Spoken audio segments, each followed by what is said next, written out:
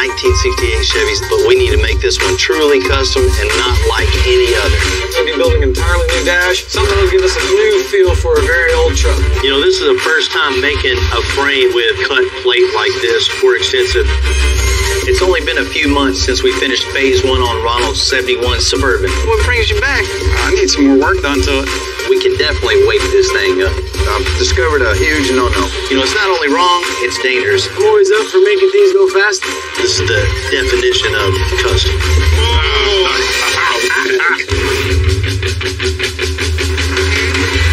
I'm Bill Carlton. I built my first truck when I was 16. And ever since, me and my guys have been out here creating with our hands. Building the biggest, lowest, baddest custom trucks and cars in the game. People don't come here for what they need. They come here for what they want. This is Texas Metal.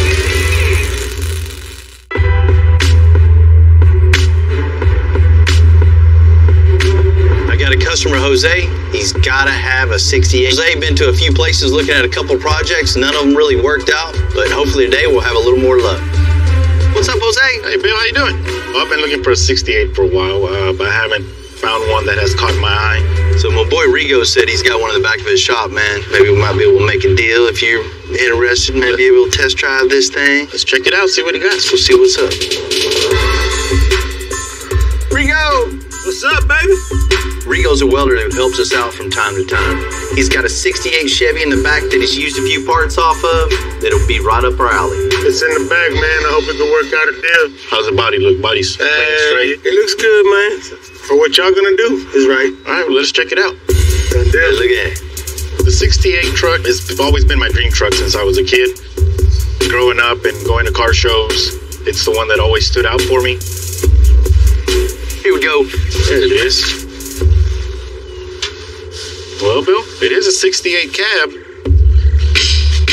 I was thinking we were going to buy a whole truck. Yeah. You know, Rigo told me he had a truck. Rigo's got parts. You got a nickname, Keith. You got the keys. I know Bill's the master at this, but guess we got to keep looking. Well, man, you know, all the ones we looked at, they look good till you get up to them and really start looking, and then you find all the little hidden problems. Right. The advantage to something like this is you see all the problems. There's nothing hidden here. Right. You know, so getting a vehicle, well, parts like this is kind of a head start. This actually save a few hours of teardown time. I see what you're saying, you know, maybe it saves some time, but, you know, is it really feasible for us to buy a truck in pieces like we have it now? Man, everything's here. The bed's clean, which is really hard to find. The door's decent, fenders, hood, and that's pretty much everything we need to really start building a truck like this. But there's a reason I came to Bill. I trust him. If he tells me that this is enough parts to build my dream truck, I'm going to roll the dice, and we'll see what he can come up with.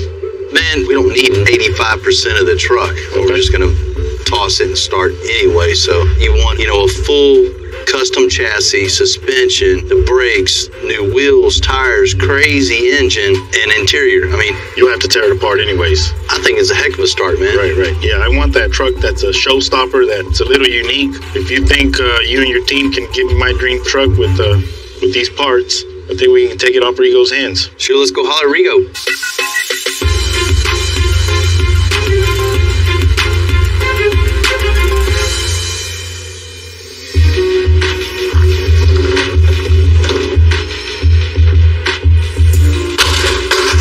You know, I kind of like the fact there's not too many in 1968s anymore. There's only so many made. If you find a 1968, it's either way built out, way pricey, or it's just way too far gone. There's very few or in between. This 68 is in a lot of pieces. Most shops that see a project like this and just keep walking by. And this one would have just continued to rust and just fall apart, cease to exist in so many years. But with the skill we have here, the tools we have here, the manpower we have, the knowledge we have, we're going to create something really cool. Man, I wonder when the truck's getting here. Got some parts for us? This is it. Man, one of these days they're just gonna come with the steering wheel and expect us to build something. I hope there's some more parts in the van. We got everything we need right here. We don't need the frame. We don't need the interior. We don't need all that stuff a truck usually comes with. It's a head start. Thanks, boss. Look, you can see inside of the cab. All the problems are exposed right now. We know exactly what we need to do, and we're good. It's a great start. Definitely know what we don't have to. To really set this thing apart from all the other ones on the road, we're going to start with a huge motor in this thing. You know, about 900 horsepower is what I want. A full custom chassis front to back because Jose wants to put it all the way on the ground with these huge wheels, 26 by 16s in the back. Fabricated rear end, smooth bed, everything, all the sheet metal contoured and painted all body color. You know, as far as the firewall, we're going to cut all that completely out and make a new one. Some with some bead roll panels in, something that looks really cool. It's nothing for you guys. You got this, Tim. You have a plan for the interior? We're going to let John just roll with it and go crazy. As far as the dash, that thing has to be cut completely out. I can't stand these dashes that are in these trucks. We're going to build every piece and put a ton of stereo in it. Want it really loud also. As for the doors... Got doors? Yes, we got doors. You know, that's a huge head start too. To have flush mount glass put in this thing, it's going to be totally custom. Step ahead right there. It's easy. Hope I didn't jinx myself on it. Yeah. Come on, man. Let's get this thing off here. Let's do it. You know, the good thing about getting a truck in this shape, we don't have to spend a lot of time tearing it down.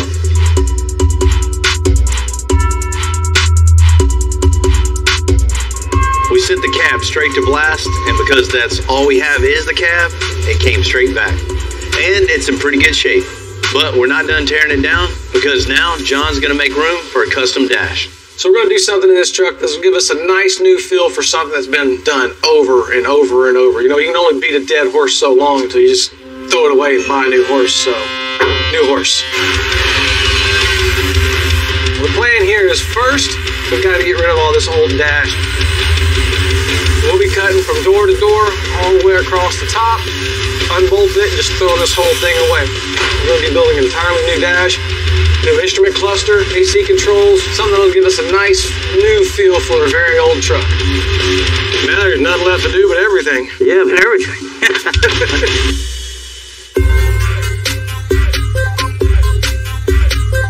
I'm starting to work on the 68 Chevy frame. Jose wanted something just totally different. He's like, hey, just make me something that's unique. So with a truck that's super low to the ground with air suspension, it's pretty common to see frame rails coming up, protruding through the bed floor and going over the axle. Well, in this case, I want to show off the axle itself is the beauty of the suspension. So you look down into the bed and you see just custom axle with suspension going underneath of it and not really seeing a traditional frame. So I think that's what's going to be the cool aspect of this whole build. Most of the link bar setups that we do is just a 2x2 box tubing with a block on it and they bolt to the axle. Well, this is going to be, you know, just as different. This chipboard is going to represent our link bar. So it's going to bolt to the frame and come back and grab and just hold the rear end. We're going to burn 4 plates at a 1/4 inch plate and then come all the way back to the back side of the frame and then box it all in. Just to save a little time and effort, I'm going to have 2x4 box tubing to here and then I'm going to graft it to what we're going to build. There. The next step is just transferring everything that's on the table onto my piece of paper so Jesse can burn it out, figured out. Got my saddles figured out. I got my frame rails figured out. Off to Jesse. I bought the plasma table about 12 years ago. And almost every car that's came through here since, we made a part or parts with it. But, you know, like all good tools, especially ones you use every day, they wear down. So we ordered a brand new, way better table. But, you know, I got one more job for this one. Need your help. All right? I want you to burn these link bars out for me. 4 of these 1/4 inch material, 4 of these 1/4, and the same with the frame rails. All right. You know, this is probably going to be our last job on the old Vern table. We got that brand new one coming in, so let's put the whole one to work one last time. All right. Okay, so what I'm doing now is all the measurements that I got off the cardboard that Bill gave me, I have to put on here. We're gonna cut 4 pieces of each, which will make it 8 total. All right, so this is gonna be the last time this machine is gonna be used. Old Betsy here, this is it for her.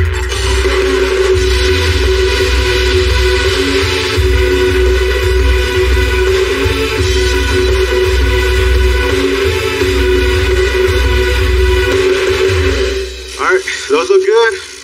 I like how they came out. They came out real clean. Just clean them up, polish them out, take them over to Bill. That was the last run for this machine. Man, I can't wait to use the new one.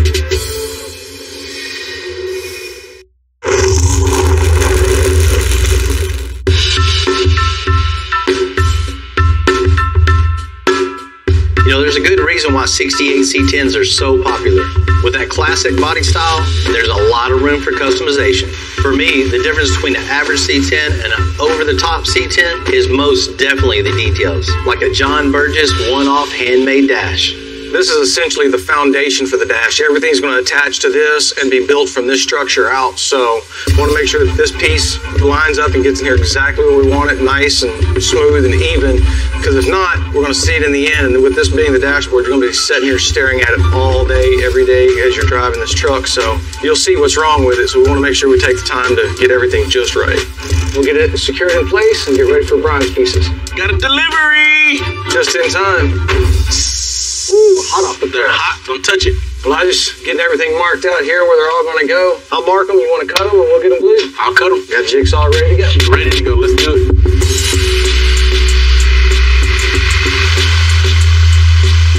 On pieces to the puzzle.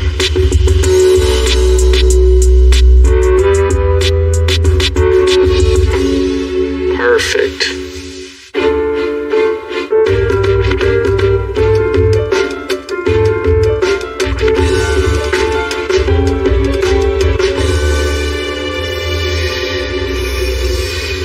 Now look who it is.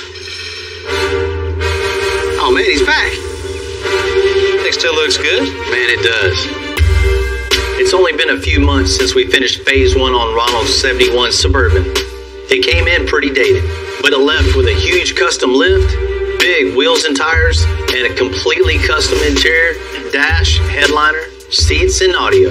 You know, after he saw it, I can tell Ronald got bit by the customization bug. And sure enough, he's already back.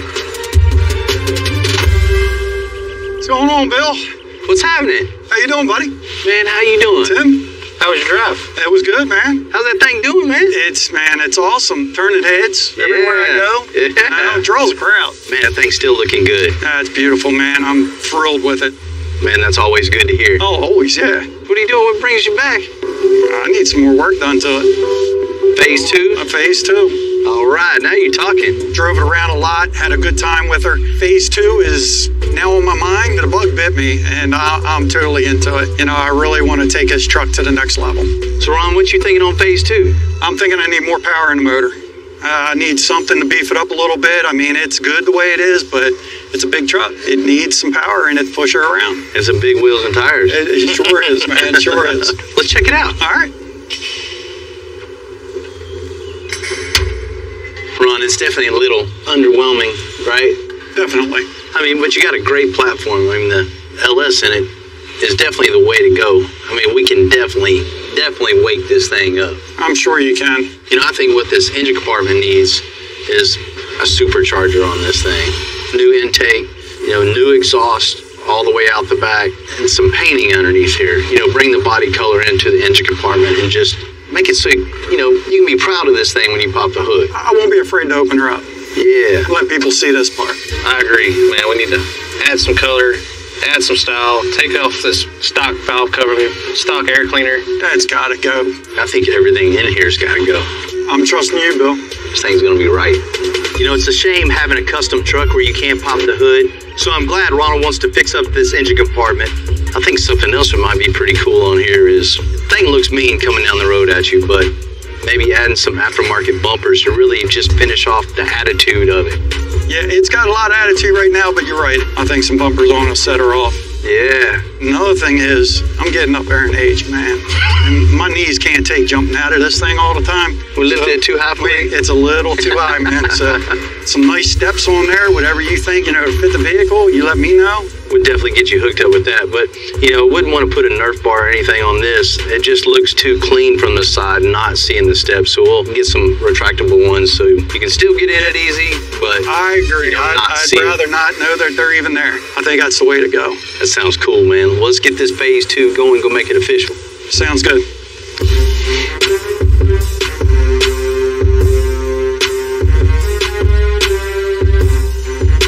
A customer always tell you, hey, I'm going to come back, I'm going to do this, I'm going to do that. Well, when they actually come back, they come into the parking lot, you see them back, you know we're doing a good job. We're doing what we're supposed to do. It's time for phase 2. I know exactly what happened.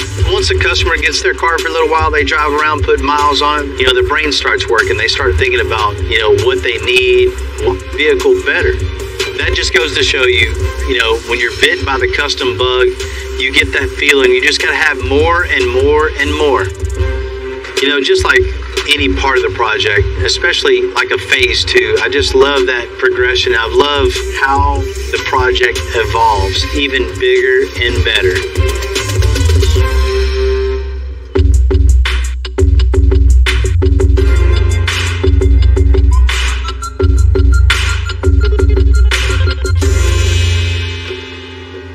What's going on, buddy? You remember we did this truck a while back, put the lift kit on it and all the interior? We took it back home. He wanted to just drive it for a while, and now he's saying he doesn't have enough power. So now we're going to put a Pro Charger in here, and then we're going to put a front runner kit on the front, so that'll dress up all the motor. Probably put some headers on this thing, let the air flow out of the motor a little better. He wants to just clean up the engine bay, just make it look where if he pops the hood, it's presentable. I mean, it's decent, but I'm sure he wants it a whole lot better, right? Yeah, he wants to add some bumpers because, the truck's lifted now and in your face, you just kind of see the stock bumpers. So we're going to add something like a steel bumper on front and rear. Some nice aggressive bumpers on it. Definitely wake this thing up. And when building these trucks, it's never done. It could be phase 10. You're still going to add something. Yeah, I'm still not done. In order to get more access to the engine compartment, I've asked Edgar and the guys to pull the front end off. The Fab guys are going to put a supercharger on this thing. So what I need to do, I need to take off pretty much the whole front end of this vehicle so they can have space to work on it and do what they have to do. I put tape lines all over the front end. So when everything is off, put it back together, it should be the same way.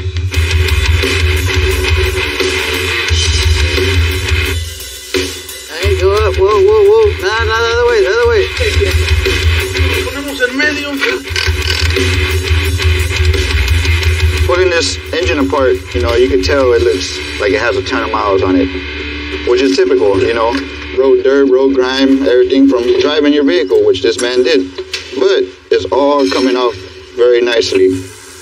What I'm doing is cleaning all the intake ports, and I'm gonna mask all that up, tape it up, so nothing will get inside the cylinder heads. Something gets in there, gets through the valve, goes in the combustion chamber, it'll mess up pistons, valves, all kinds of stuff. We don't want that to happen. That's why I don't wear wedding rings.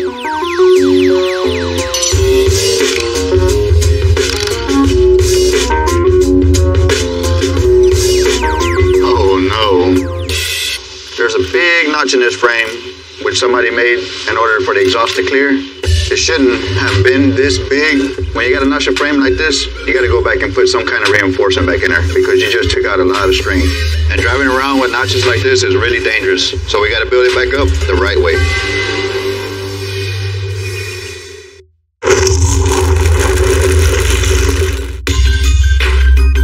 When we built the lift for the 71 Suburban, the headers were hiding in the cutout section of the frame. Only after we removed everything could we see it. It's not only wrong, it's dangerous. It makes the whole frame weak. So John's got to fix those frame rails before we do anything else. The issue you have with this is you don't have very much structure right here in this area.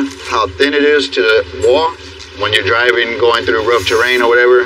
It makes the frame twist and bend and everything. When it does that, it causes cracks.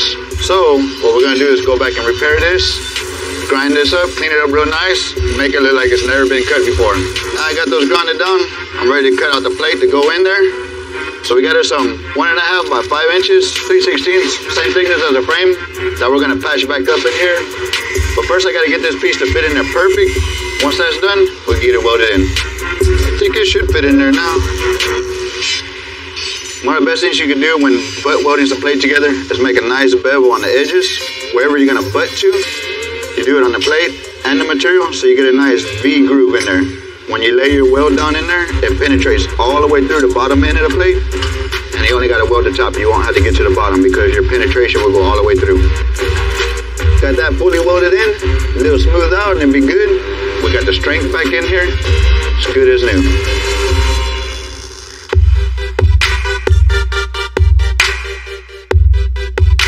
Jesse finished making the plates for the custom frame on the 68 chassis.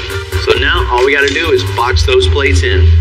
You know, this is the first time making a frame with cut plate like this for extensive. We never just really had the time to take the time to make a custom chassis like this because it is a ton of work.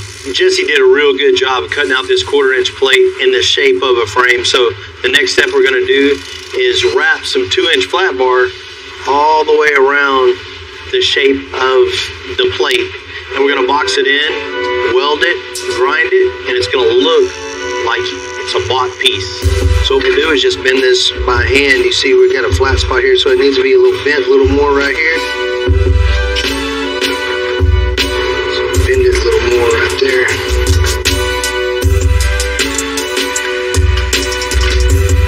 Alright, see if you can get one rubbed into that. Alright. You see just the layout, the drawing, the cutting, the shaping, the welding, and even the grinding. It takes 10 times more than just a regular chassis. Just a little bit. Just a little bit, move it down a little bit. So we're putting a lot of extra time into making Jose something really, really cool, really sculpted, and really special. So as you heard Bill say, this is a first for extensive. I'm new to the shop, so this is a first for me also. Kind of got thrown in the mix, but it's the only way you're going to learn. It's cool to be able to be working here and be working on something that's never been done here also.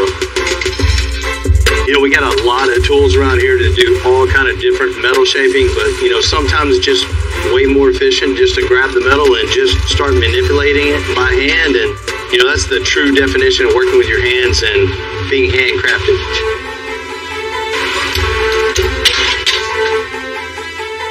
I got this one close to Bill's template, a couple more bends, and it should match. It's gonna work, guys.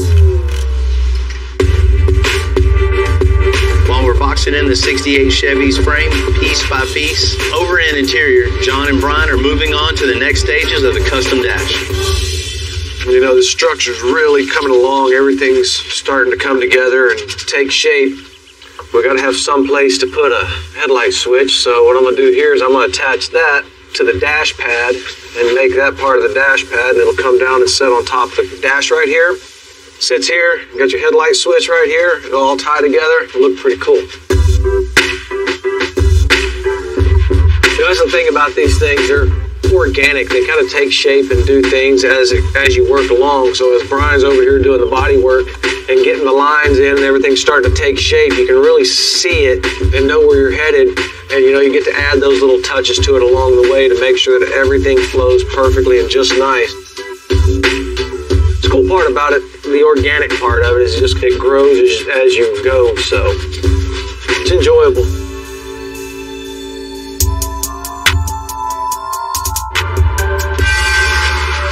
Look what I got. Oh, how'd you get that thing? 8-9 weeks out, we got it in a week, so wow. Can't complain. You know, all we get to do now is find out if that internet template works out. Time to cut it. We finally got the cluster in that we ordered online. I looked all over for a template. They didn't offer one to print out. Cheated a little bit. I blew the screen up and took a measurement until it all fit, traced it out, and transferred it. So now is the moment of truth. See if this thing's actually gonna fit or not. Boom, baby. All right, man, you got it all cut out. It's all cut out. There it is. Moment of truth. Here we go. I got my toes crossed. Don't even worry about it. Okay. Man, there's no way I got that close off of that 10-foot computer screen. Bruh, it fits. No way, that thing fit that good. I mean, look, dude. I mean, we're within 1/8 of an inch.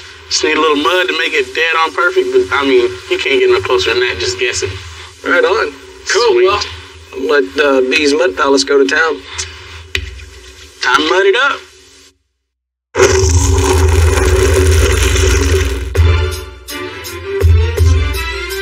We found a really aggressive front bumper for the 71 Suburban. You know, we couldn't find the exact right look for the rear bumper, so we're going to make it out of quarter. He's got a press big enough to bend steel that long and that thick. What's up? All right, man. Your dad said you had a little project going on for me? Yes, sir. We got a bumper here? Yeah. Made out of 1/4 inch? 1/4 inch by 75 inches. It's going to be some heavy-duty bumper here. Yes, sir. All right, we'll get it done. You can come with me. All right, let's do it. All right.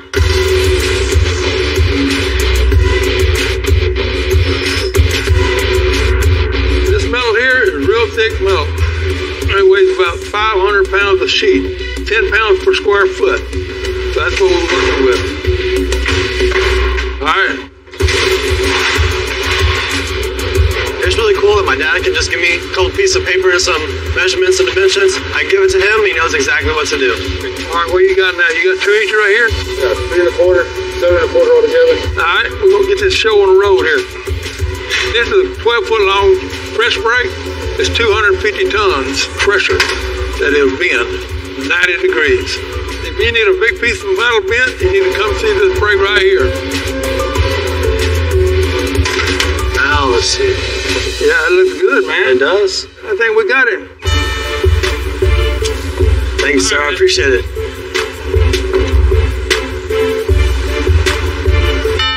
With the Suburban's frame fixed, Edgar's color matched the firewall and the engine. Now it's time for Matt to wake up that LS. Perfect. Now that we got our motor back in it, we get our Pro Charger on it. It's a belt-driven blower. It's going to force air into the motor. With more airflow plus more fuel, you're going to get a lot more power. So motors have always been my thing. They've always come kind of easy to me. I'm always up for making things go faster. This plate allows us to mount the blower to the factory pulley assembly. And now we can go ahead and install our head unit, which will attach right to the bracket off to the side here. This is just the idler pulley here. So the motor's power will spin the crankshaft and the belt through all the idler pulleys to the blower pulleys to create all the airflow that'll come out of here. All right, so now we're going to put our sheet metal intake on. So this intake allows for better airflow. The way the runners are built, it's designed for the air to travel smoother into the motor with less restriction. So not everything has to do with performance in the custom world. Sometimes you just want to spend that money to get your engine to look good. Part of the reason we're changing these valve covers. Factory, all the coils sit on the LS valve covers, and these ones come with no provisions for coil packs, and we're going to hide them just for the overall appearance. It's going to be a lot better looking. Next step, we're going to put our throttle body on. It controls the airflow into the motor. When you mash it to the floor, it pulls it open and allows all the air that this Pro Charger is going to create to push right in there. We got that put on. We can put our AC compressor on, and then we'll move on to putting the main drive valve for the blower on. Okay, so we're going to install a set of Shorty stainless headers. These do help with performance, but they also can make it look badass. Like it? Man, it's huge improvement. You know, this truck's going to get a whole lot of attention no matter where it goes. And he's going to have some more power. Quite a bit more power. Those tools come together. The 68 C10 frames really come together nice. So we got our pieces we cut on the table. Our 1/4 inch plate is going to be the sides of our new frame rail. We got our flat bar that we shaped to match the contour of the pieces that we cut. So we're going to put them together, weld them all up, grind them down, nice clean lines, and all totally custom.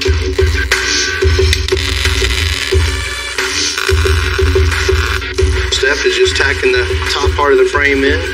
You know, just like any project, you got to take your time. You know, the challenge to this is to not have any flat jerky parts, and it want everything all nice and smooth and consistent. You know, we got to make sure everything is perfect. No flaws in this whatsoever, because everybody's going to be looking.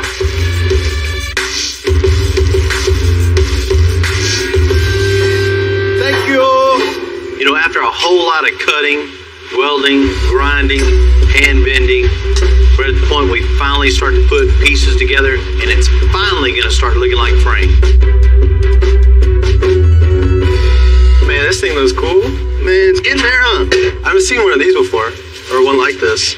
Yeah, I've never made one like this. I've never even seen a frame that goes under the frame, comes back and just curves around everything. This is the definition of custom. Here, help me hold this. He can clamp this. This one's gonna finish up on the back quarter of the frame.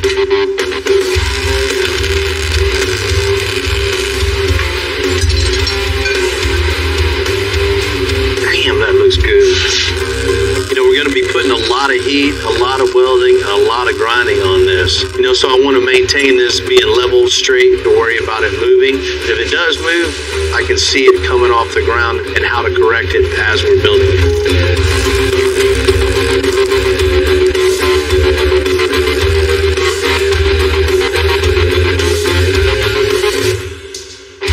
You see the back part of the frame, everything flows together. It, you know, starts on one side, just goes all the way around like a old school slot car track. You know, once this is all capped in, that'll finalize the rear part of the frame. Pop in the suspension, the whole back half is completely done.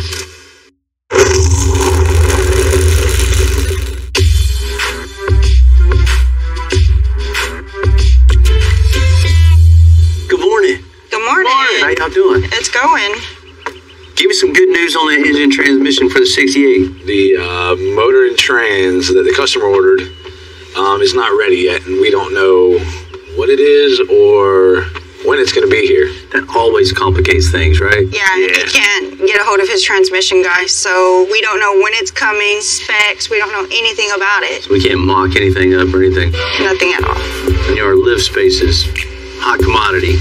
We're super busy right now, so we can't afford to everything, and then it's still not here. And then the truck's stuck on the lift. So what I think I'll do is just pause the whole thing. You know, I'm disappointed for sure, but I've been in the game long enough to know every build has its own path. You know, sometimes you hit a bump, but I guarantee when we get our parts, we'll get back at it. You know, and then Jose's gonna get his 68 Chevy of his dreams, and then some. Let's have everything all lined up. That way we can pump it out. Yeah, sounds good. Next time I come in, give me some good news. But try. See ya. Come on, Cleve.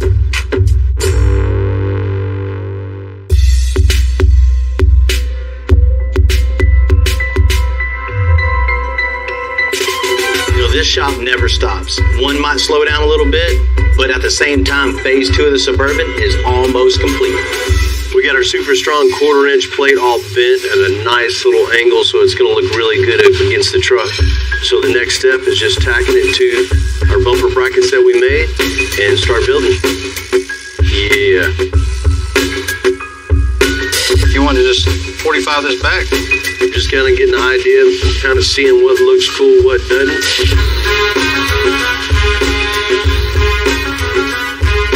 You might add not, it just depends on how it starts looking, how it starts taking shape. Maybe something like that. Just another part of the custom creative process of making something cool. Yeah, whatever looks cool, that's what we're gonna do.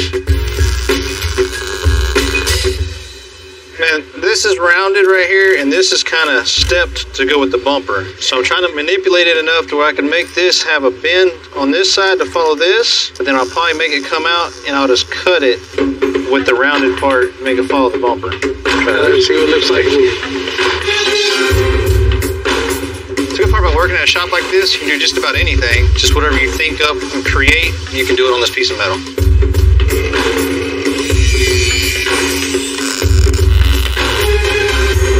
All right, now we have all the pieces made. They're all tacked in place. We have the shape to take out that big area we had right there on the body. Kind of makes it flow with the truck now.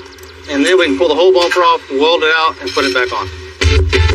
Next thing we gotta do is make a license plate box. It's gonna serve two purposes. It's gonna hold the license plate, and if he ever tows, take the license plate off of it, and his receiver hitch is right here behind it.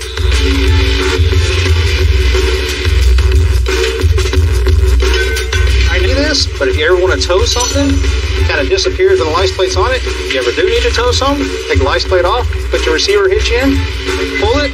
Whenever you get done, put the license plate back on, and it kind of hides all the receiver hitch, all that. Now, cut the excess off, then we'll put it back up and weld it on finally.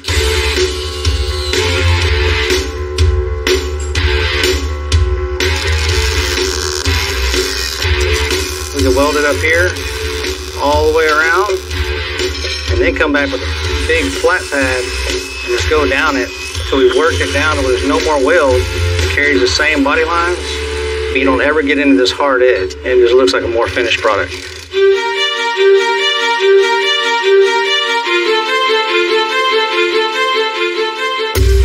Now that the metal work is done, the bumpers can get powder coated and then off to body and paint.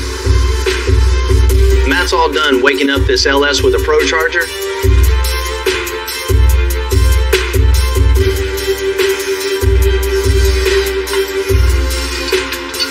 We made mounts to install the retractable steps, and phase 2 is complete. Now we're ready to send this truck back to Ronald once again.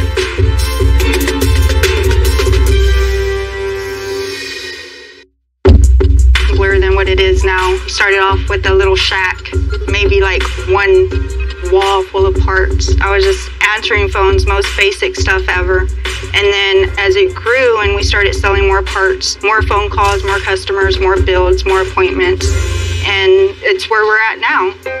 Growing up, I was kind of a tomboy. My dad didn't have any sons for a long time, and so he raised us like boys almost, you know, to fend for ourselves, changing brakes, oil changes, stuff like that. So everything that my dad taught me, I brought here, plus the bagged world, the bagged scene. I learned a lot from Bill, and there's no one better to learn from but him. Working with nothing but guys, it's like having nothing but big brothers around. They're always joking, they're always playing, they give, you know, a hard time, but at the end of the day, it's worth it. We're just one big family.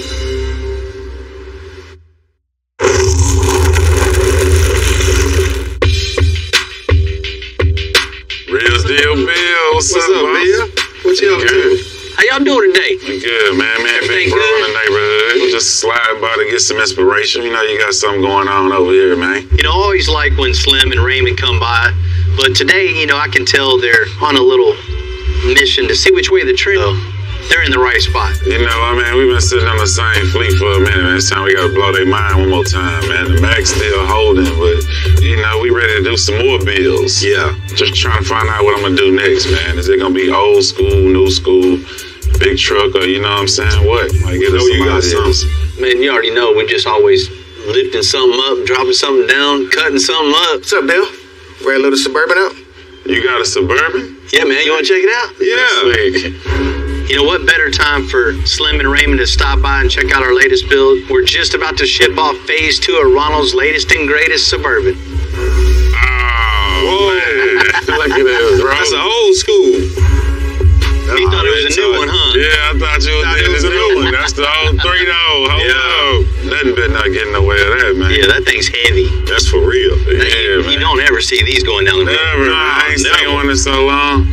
I ain't never think about the old school bourbon. You would think outside the box and do something like this, huh? It's crazy. Well, you know, we're just finishing phase 2 of the build. What we did in phase 1, put it on the lift, ripped out all the old suspension. You see, man, that's nice 4 links front and rear with air, so it's fully adjustable too. I don't know why I go up and down too. Oh yeah, man. That's nice. Come on. You know, put some nice wheels, nice tires, and just to give it that mean look. That's sick, man. That's nice. Full interior redo. Yeah, that's crazy. I love this here, man. This look like a Slum Thug car. It was, yeah, it was something new. It'll take Bill to make you want an old school 3-door Bourbon, man. I like the wheels on there. You see them wheels? I love it, man. I love it, bro. You know, he took off with it, and sure enough, came right back with it. He got bit by the bug and just, you know, had to have more. So phase 2 was getting it back in the shop. We just molded in some cool bumpers for it just to finish off that mean, aggressive look. Weld it all up, grind it all down, paint it, color match it, and we just fully built the back one, just all out of 1/4-inch material too. So you ain't got to worry about backing into something. Nah, the bumpers look good. Oh man, it look crazy. You know, once we got the bumpers right, you know, we had to make it a little easier to get in and out of it for him too, because everybody ain't tall to Slim Thug. Yeah, you know, we had to hook him up and do a little something special for him. Okay, let's see what you check got it out. See what's going on over here. Right. Look at that. Still like on a new Bourbons. Right. Yeah, man. Looks right. And it was here too. Yeah, it's all tucked up. You don't even see it. So that's dope, man. His last problem was the car looks so good on the outside, looks good underneath, looks good inside. Okay. But man, everywhere you go, people ask, "Hey, what's under the hood?" You'd be like, "Oh, nothing." You know, couldn't really show it off. So we hooked him up there. Let's see what you got going under the hood. Come on, man. Whoa! Come on, man. Look at him, man. You see that there, man? What you trying to do? Race it or what? Yeah. What you doing? Oh man, that's wasn't expecting that now, right? No. You know, so what we did, just a straight pull out, LS out of a truck. It wasn't anything to show off. You just a pro charger? They trying to race it and they put a pro charge on a Bourbon. On a Bourbon. You know, smooth all the core support, smooth the firewall, and finish it off with pro charge. Give him some power too. Yeah. He's got a complete package now. It looks good, man. Right. Real good. Well, Bill, you know we came through here for a little inspiration. I'm damn sure inspired, man. So yeah, me and my brother, we gotta find us an old school. Gotta find us one. Man, let me know what y'all figure out. You Yes, know, sir. You know where we're at. You know we're gonna let you know real deal. Bill. Yes, sir. Slim, I can't, because you know we're ready. And Ronald, the truck's on its way to you. When you get tired of everything that we've done now, bring it on back. We'll start phase 3.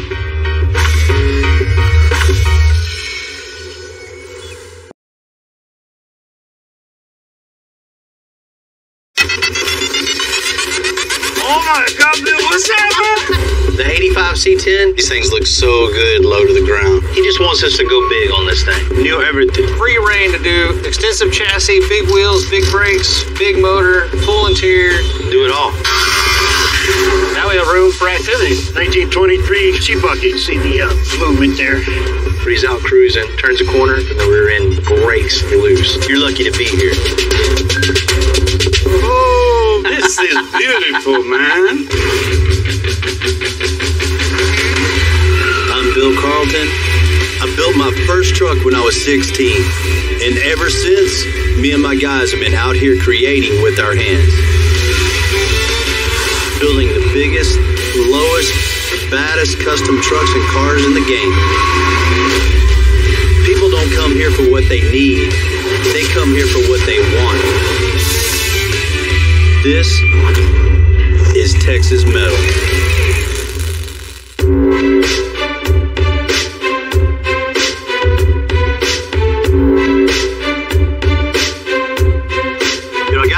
From Mario, first-time potential customer to come by and check out his 85 Chevy. We'll see what he's got. What's happening, Mario? Not much, man. How are you? Hey, good morning, man. All right. Good morning. This it, huh? That's it, yeah. 85? 85. The 85 C10, you know, I love these trucks. I'm a little biased on these because I had one of these in high school. This was my first truck. You know, this truck is what I started messing with. I started learning how to customize on this body style right here. This thing looks like it's in pretty good shape. Yeah, it runs good, but I think it's gonna run better when you build it.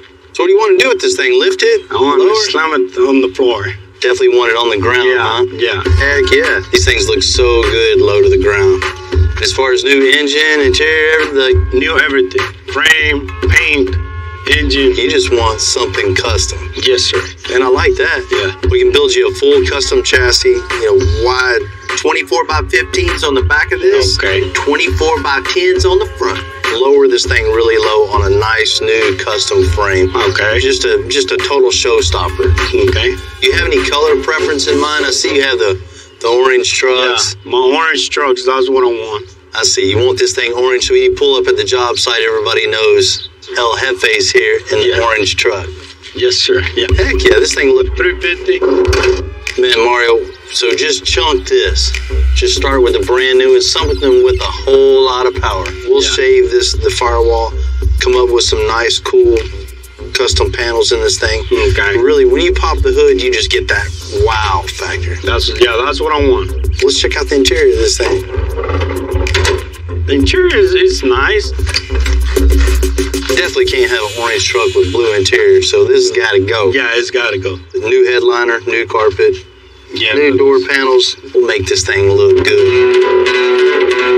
In the bed of this thing, you're not going to be hauling anything to the job site. No, sir. Nothing like that. We'll build sheet metal panels all the way around this thing, smooth out the bed floor, and just bring the body color all inside thing to really make the inside of this bed look just as special as the outside and interior and the engine compartment. Long gone are the days just spraying a bed liner or just painting what's there. You got to come with it now. You got to create something totally unique and custom. And what do you think about my logo, a diamond? You got to have your diamonds. Should we put a real one or just put like a paint one? Man, that's up to you. You bring us a big diamond, we'll mount it in there. Okay. This truck brings me way back. I mean, when I was 16, my dad got me. This body style itself takes me back to driving around, listening to music real loud, and just starting to get the feel for customization. Thinking back in auto mechanics class, heating the coil springs, taking out leaf springs in the back, and just riding home with my truck super low to the ground.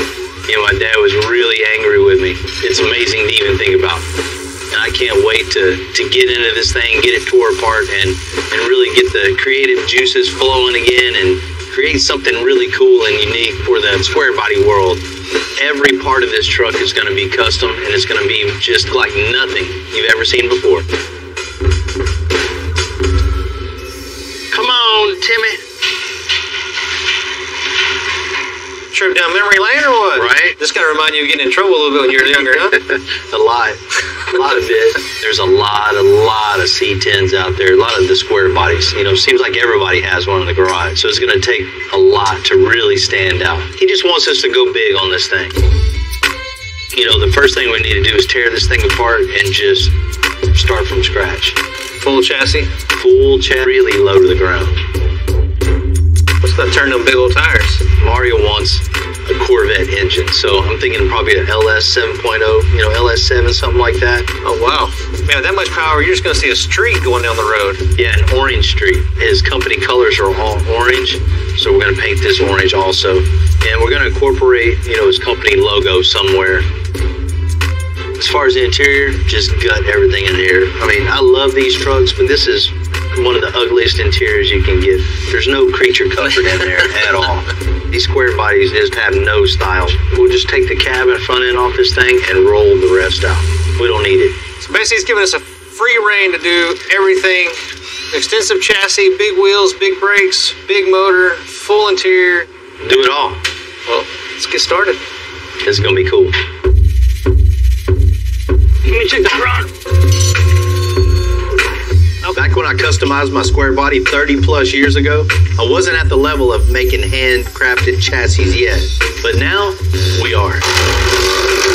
And Tim and Jamie are tearing everything out, including the factory chassis, so we can get a fresh start. So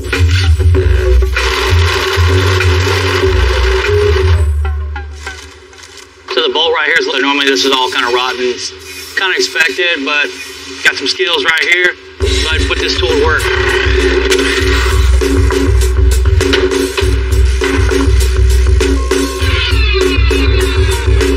Now we got it down, all the bottom's loose. Disconnect these two mounts, roll that over. So we'll start wrapping everything on top of the motor. All right, let's lift it up.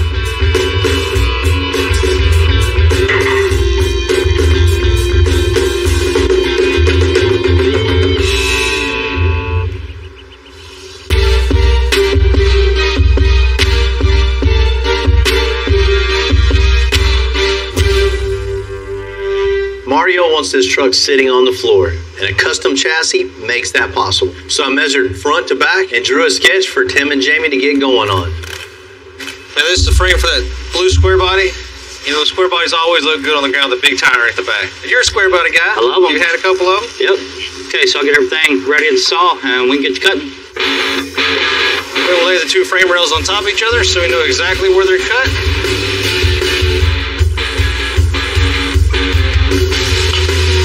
All right, now we got the pieces cut. They're beveled, ready to go together. The drawing on the table, we can line this up. Bam! Done. Now we can undo these clamps, go ahead and stand our frame up, start building it.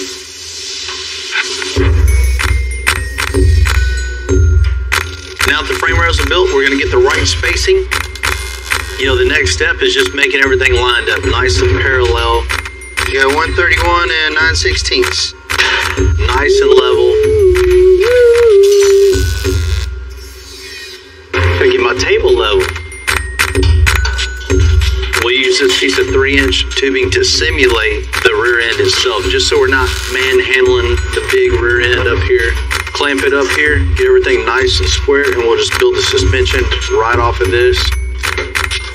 You know, the square body Chevy is the perfect candidate for a 2-link rear suspension. It's about 80% better than the factory leaf springs as far as body roll. You know, less moving parts, less problems you have way down the line. Me and John brought some tamales to work today. Tamales are a little cold, so I'm gonna throw this string over the heater duct. Keep the tamales up about 15 minutes, we ought to be good. Cool. Man, by the time we get done with this suspension, we're gonna have some hot tamales. Yeah.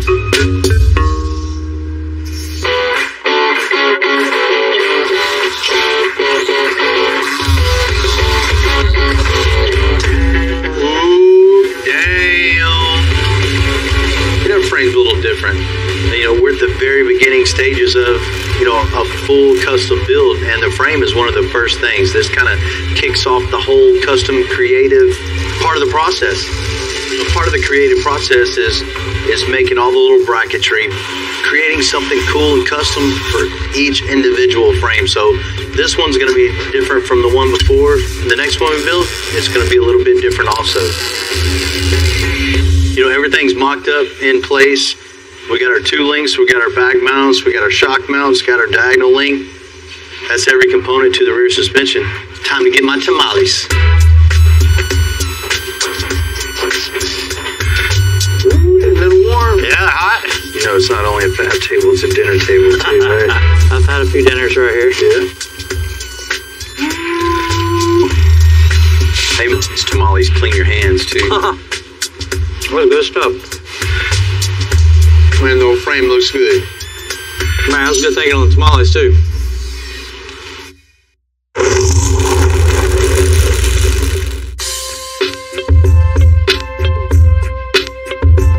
You ready?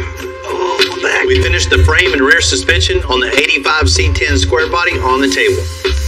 Now we're gonna get up under the body and start making those mounts.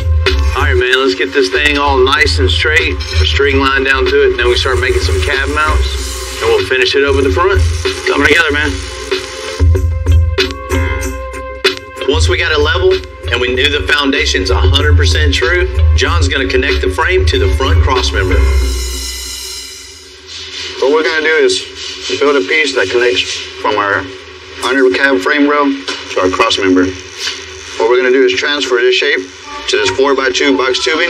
I'm gonna slice the bottom, and we're gonna turn it into a 3x4, and it'll fit perfectly inside there.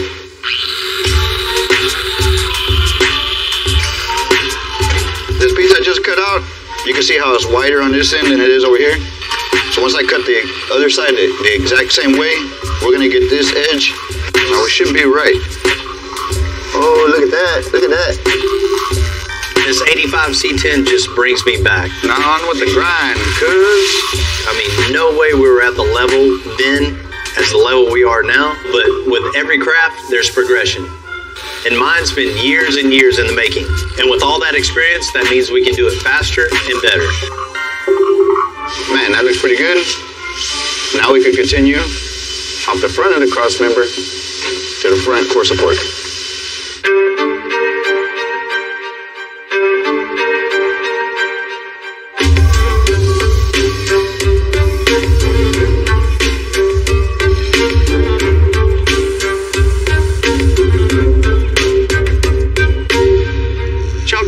Good morning. Good morning. Good morning. 1923 T-Bucket here for you. That's badass, man. It's fun to drive, huh? That's a good fixture. Yes, it is. It is awesome. This is a fiberglass replica of a 23 T-Bucket that comes in a kit. You know, there's not really many safety options, if you know what I mean. It's got a 350 small block in it, putting out 400 horsepower. That's nice in something that weighs what? About 1,300 pounds. Yeah, like a go-kart. Yep. You know, I see it's holding something together, huh? Yeah. Well, I bought it a year ago on Halloween and finally took out for a nice ride. Took a turn, spun the rear end. Man. Crashed it right off. That woke you up, huh? Yep. Let's see what you broke here. Let's take a look at it. As you can see, the bungee cord here, holding up the suspension. Oh, man. And so, yeah, you can see the quite the movement there. Yeah. Man, that is definitely not cool. Looking underneath this car, seeing what I'm seeing is unbelievable. He's lucky to be here with us today. Any kind of bracketry on suspension breaking like that, that's bad news. And if one breaks, there's no telling what else is going on underneath there. So what we'll need to do is get it on the lift and really inspect it, go through it, and make sure it's 100% safe for you so you don't have any more issues like this. This car's here for a specific repair, but you know, it just isn't gonna be right just to fix it and put it out the door. We're gonna go through it, make sure everything is 100% safe, and he's good to go on the road. Maybe when we're done, we'll heat these tires up and see if we can test these wheelie bars out. I'm down for that. Let's go do some paperwork. You got it. Sounds good. You know, a custom T-Bucket's just been around, I think, since the beginning of time. You know, these cars have been cool since they started customizing, and, you know, they're still cool today. You know, this car has the bare basics. You know, all you need is some parts and a little bit of skill. And in this case, very little skill. Because this car is built so simple, every component on it is very intricate and plays off another. And, you know, suspension brackets are one of those very important brackets that should never fail.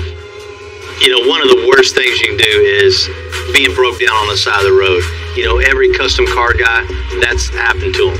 One of the most important things you need is that peace of mind in the back of your head, you know, to know that you're going down the road and you're going to be safe. We're going to get old Bill hooked up, and he'll be out cruising again before you know it. Usually doggy. What you think, man? And one tire's a little further back than the other. Needs a little alignment, huh? More, a little bit. Right? The guy that owns this, he went on a ride, man. He's out cruising, turns a corner, and all of a sudden the rear end breaks loose and spins him around. Oh. Yeah, God, he wasn't going down the freeway at 70, 80 miles an hour. Right.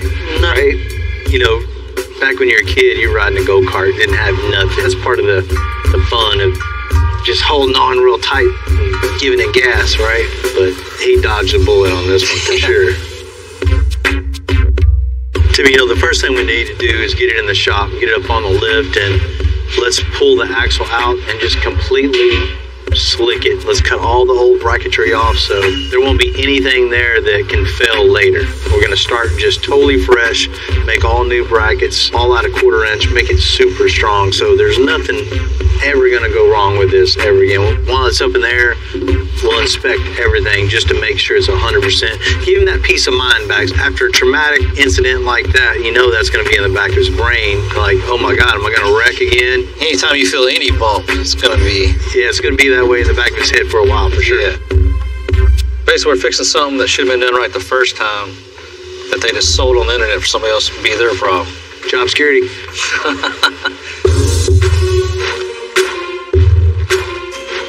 The only way to see how broken the bracketry is to take apart the rear suspension.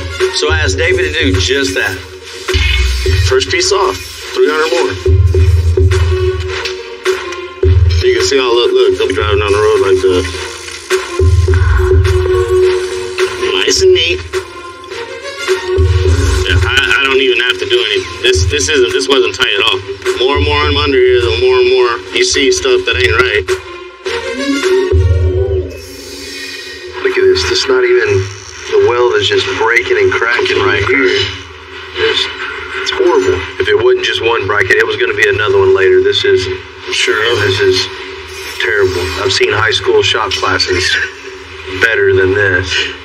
So what I want you to do, let's keep the caliper brackets. Okay. Let's keep the coilover brackets, and let's cut off the wheelie bar mounts. Just clean it all off. All right. Just cut right above the weld. I got you. That way we're not gouging down in it. Just cut the bracket totally off, and then you can come back and just wash the weld off. And a lot of people try to get side to side and do that, but you're gonna blow chunks out of the housing itself. So cool. Let's get this thing out and get to cutting. That just goes to show you, when you buy a car online, don't just get in it and punch it, hold it to the floor, and just hope for the best. I mean, you really need somebody to look at it, inspect it, and make sure it's safe before you ride.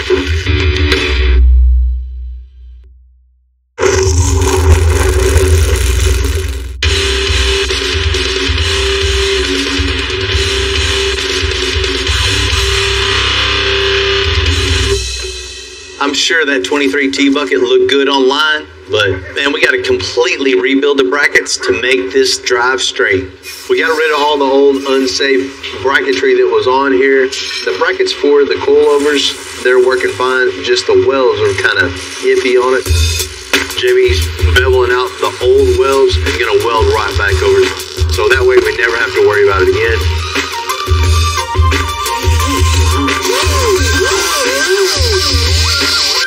Then we can get into the car, start building fresh.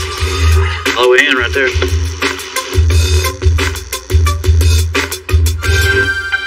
That's the one that broke off. Yes. Bushings are just totally shot. You see the hole through there? That might have led to the shift and the jarring of it, making it snap.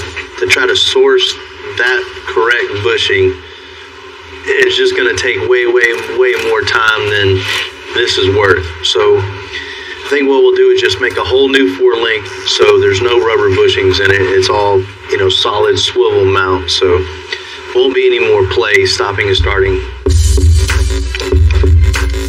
Anytime we do multiples of anything like this, we always try to set up a jig so there's no mismeasuring, there's no mistakes. Once you have your measurements right the first time, they're going to be right every time. All right, so I'm going to go ahead and cut this 1 1/4, 10.5 inches. That's going to be our upper link bars. Go ahead and cut the ends off so another square. Then I'll go ahead and grab my 10 inches, cut that, put it in the pipe cleaner, sand it, bring it back to mill, start making link bars.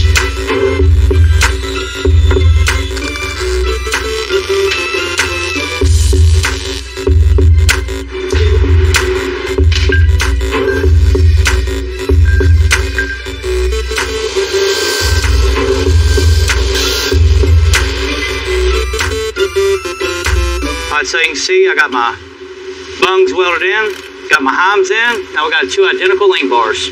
Well, these are not going to wear out like the rubber bushings are. It's got a lot more pivot to it. It's just all out better bushing.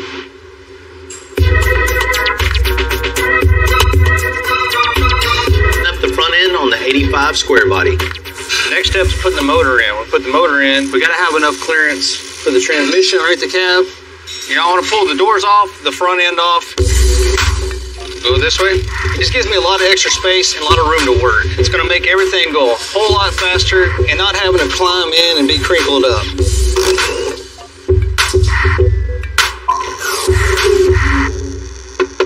Check out these jumps. This tells you how far stereos have come over the years. Somebody in the 80s, this was something that was probably pretty loud. You go down the road and, oh man, check this out. It's been a good run, guys. Time to go.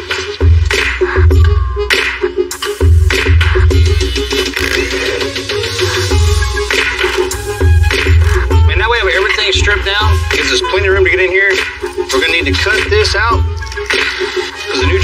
running. We're probably gonna need about 6 or 8 inches in here to clearance it and put the body all the way on the ground.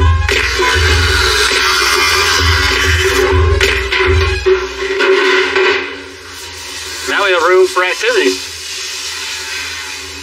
What we're doing now is we're gonna clean up this whole firewall. We're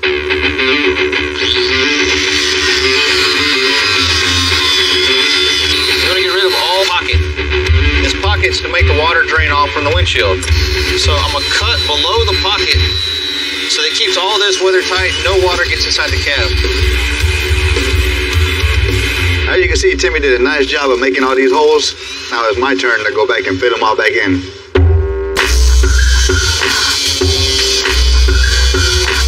I need a panel on there so I can place the bulkhead fittings that go from outside the cab AC to inside the cab AC.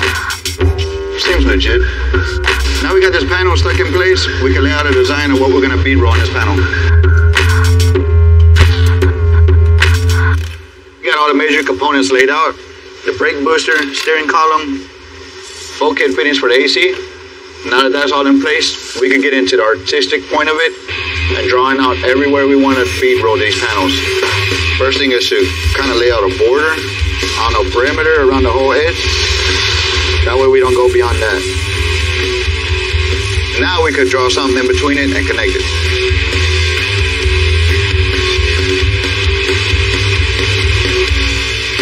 Now we got our designs laid out, we could take it over to the bead roller and follow the rolls on these lines and make some beads. Full throttle, baby. Didn't cut the holes out. We want to keep these plates solid, so when we form it with the rolls, it doesn't over warp the panel more than it should. We have our pattern transferred to give it this 3D contour with the bead roller. Not only does it give it style, it makes it a lot stronger. Now I'm gonna move on to the second one and get these put back on the firewall.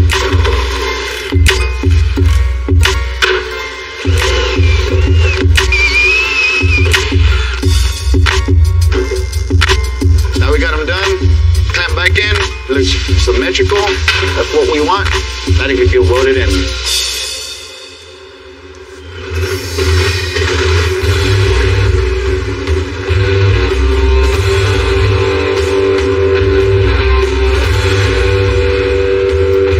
Now we're about to pick this motor up, put it on the chassis.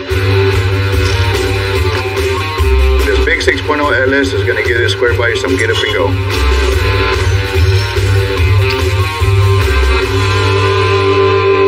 We got a heart in place.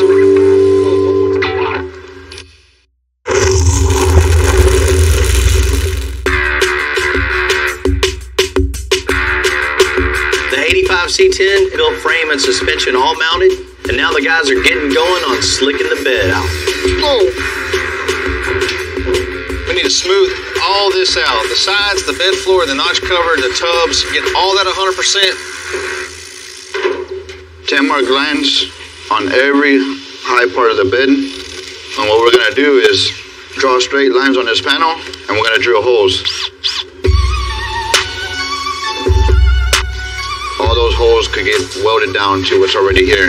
That way this metal is bonded to this. That way if you're driving down the road, you won't have this making that rattling noise or anything, and it makes everything stronger because it's all tied in together. All we're doing now is put some marks on here so we know where to grind the old paint off the bed. It's paneling off all the inside of the bed, that way we don't have no open space. They'll all be smoothed out. Alright, now we have the sheet in here. You can see the holes, it's shiny here, it's shiny on the bottom, which gives us a clean surface to weld to. Once we get all this welded in here, then we'll come back and we'll cut out where the tubs go. We'll put the notch cover, so when you look at this thing, it'll be a sheet metal tub, a sheet metal notch cover, a sheet metal tub, and all flat all the way around. These 1923 T-Bucket kit cars are already missing a ton of safety features, but the rear end, it could have killed somebody. We're gonna rebuild this whole thing until I'm 100% sure it's safe to drive again. The last thing I'm going to do is add a cross member underneath there so we can come down and bring a bracket, hang on the outside of this bolt. This bolt supports every bit of the torque power to the engine right to the ground. I got the tab tacked into place. I'm going to pull this off, have the body guys prime it, and then put it back up.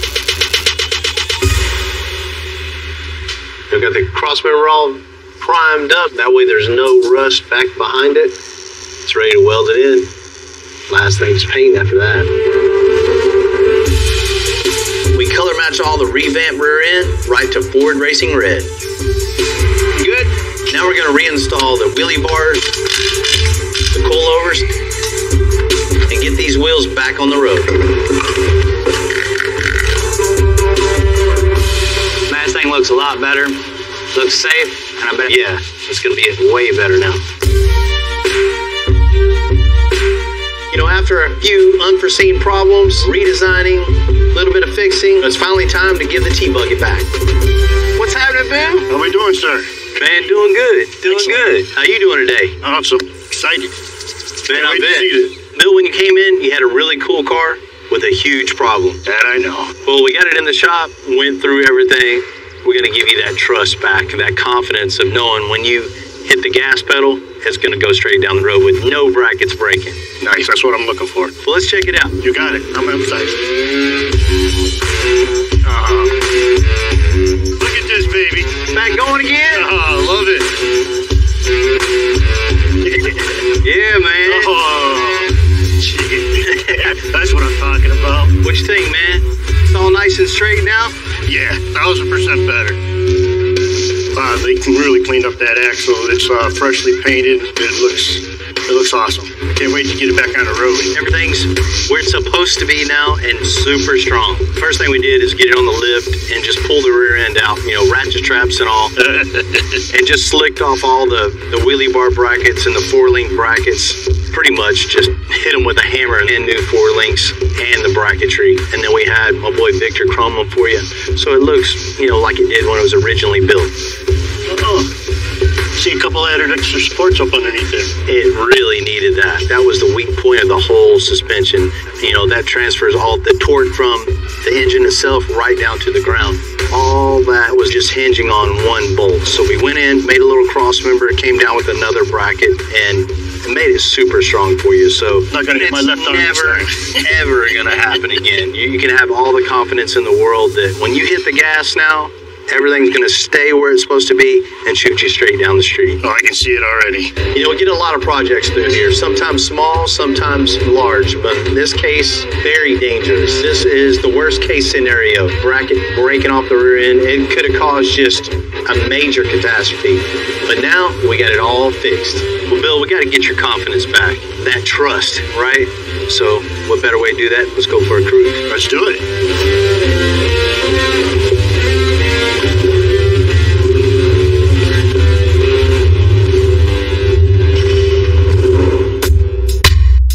You know, it's really satisfying to get the T-Bucket back out on the road safely. And, you know, it's become a tradition. Shame. Since you're new guy at the shop, this is your christening right here. It's kind of laying over one side, so I'm thinking we're going to go up on this side a little bit.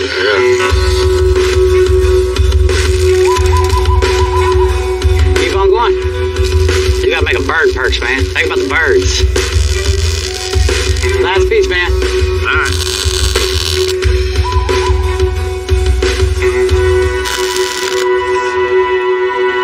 Boom goes the dynamite. Nice. Welcome to the team, man. Appreciate it, man. I'm glad to be a part of it, dude.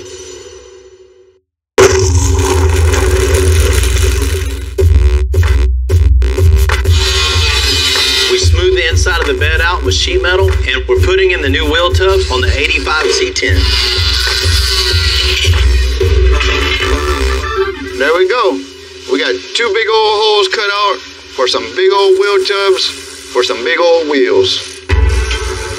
What we're doing is making a shim so we could clamp the wheel tub to this bar and it'll be perfectly straight from side to side.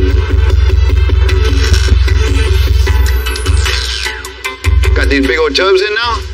Now we could cap on the inside, get it all welded out.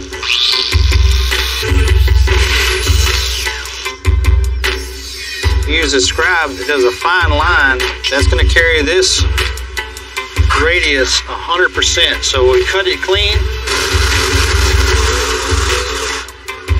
We'll put it up here, we'll butt it. It gives a nice clean weld and it's nice fitment. Now we have the bed sides, the bed floor, the wheel tubs, the tub fillers. Everything's tacked into place. It looks really good, and it's time for a whole lot of welding. 14 3/4, 2 tons. John and Brian are making some killer sub boxes and kick panels. So got the 85 square body C10 ready to go. So what I'm gonna do is I'm gonna start with the subwoofer enclosure. With that, I'm gonna try to keep it as small as possible. We're gonna make 2 enclosures, tuck them into the corners. Got my template made for my kick panels. Let's transfer this into some 1/4 inch, get my first base for my kick panel mounted up. Kick panel is down by where your foot is, where the emergency brake goes. These are big blank areas in this 85 Chevy, so we need to cover them up with something cool. Next thing I gotta do is take my 3/4 inch MDF that I'm using for the baffle, and I'm gonna kerf it. That way I can get it to make that nice curve around the front of the box. Fendi wood. Get that nailed in and we'll get the hole cut. So these little chunks, so that I can get it to roll with the curvature of this kick panel here. And we'll trim it all down, shape it, body work it all in. So we got the holes cut out in the box. Kerf looks beautiful. All we gotta do now is close up the wedge on the top. We're ready to get it molded in and wrap it and send it out the door.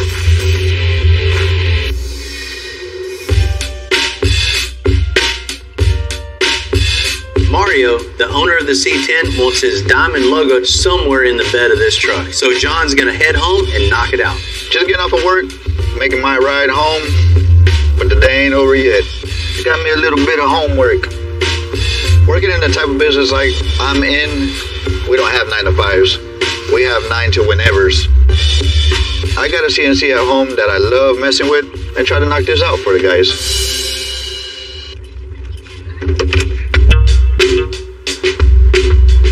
So welcome to the beginnings of my man cave. Unfinished project. As you can see, I'm so busy with other projects that I can't finish my personal project. And over here, we got this big old 5x10 CNC machine. It's actually like a robotic router. I can do me a file on my computer, transfer it over computer. So this is our diamond. See all the facets. Now that we got this all drawn up, what we're gonna do is run this on a piece of cheap MDF that's 1/4 of the price of what the acrylic is. Because if it ain't right, we just wasted a couple $100 of material. Kind of hard to see all the facets in it, but they're there. So now we got a really good test item. Now I feel confident to cut the acrylic. 3, 2, 1.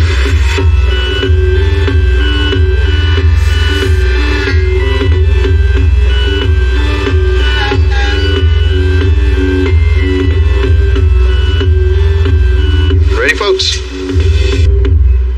Man, it's still heavy.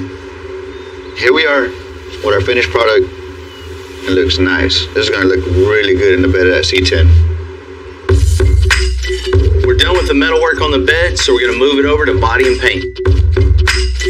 Everything's being painted in Mario's company color, orange. Catch some attention with this color right here. We went with the light tan color powder coat on the frame to contrast all that orange and match the interior perfectly. Get all the components done. This thing should be a roller pretty quickly. We officially got a rolling chassis. We're about to make it roll. Set it on the ground, get that engine on.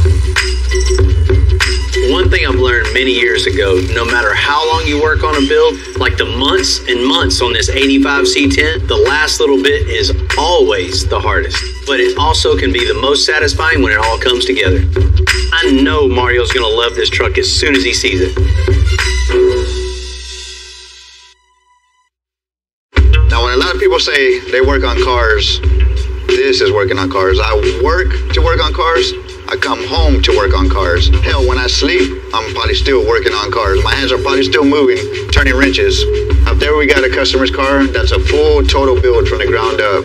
Starting with the frame, suspension, engine swap, fully painted, full interior, everything brand new. Over there I got my other car, my 95 Cadillac Fleetwood. That used to be really, really nice until I had a little accident with it.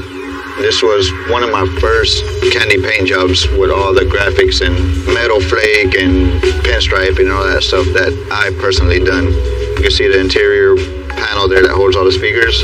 That paint job just flows all the way into the car. It's a good friend of mine. We're installing a vintage air AC in it, power steering upgrade, brake upgrade, and while we're at it, we're putting a little bit of music in it for him. What can I say?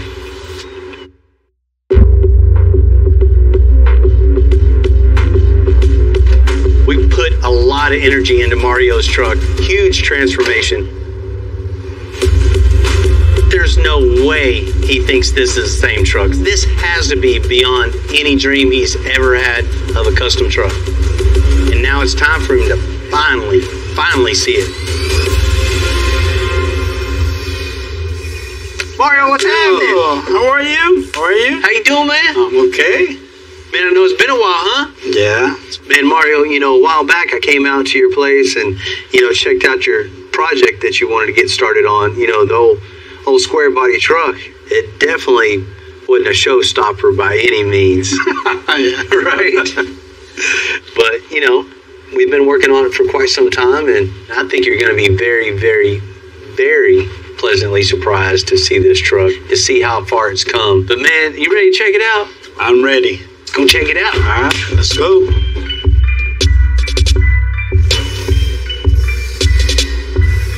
Ooh, it's beautiful.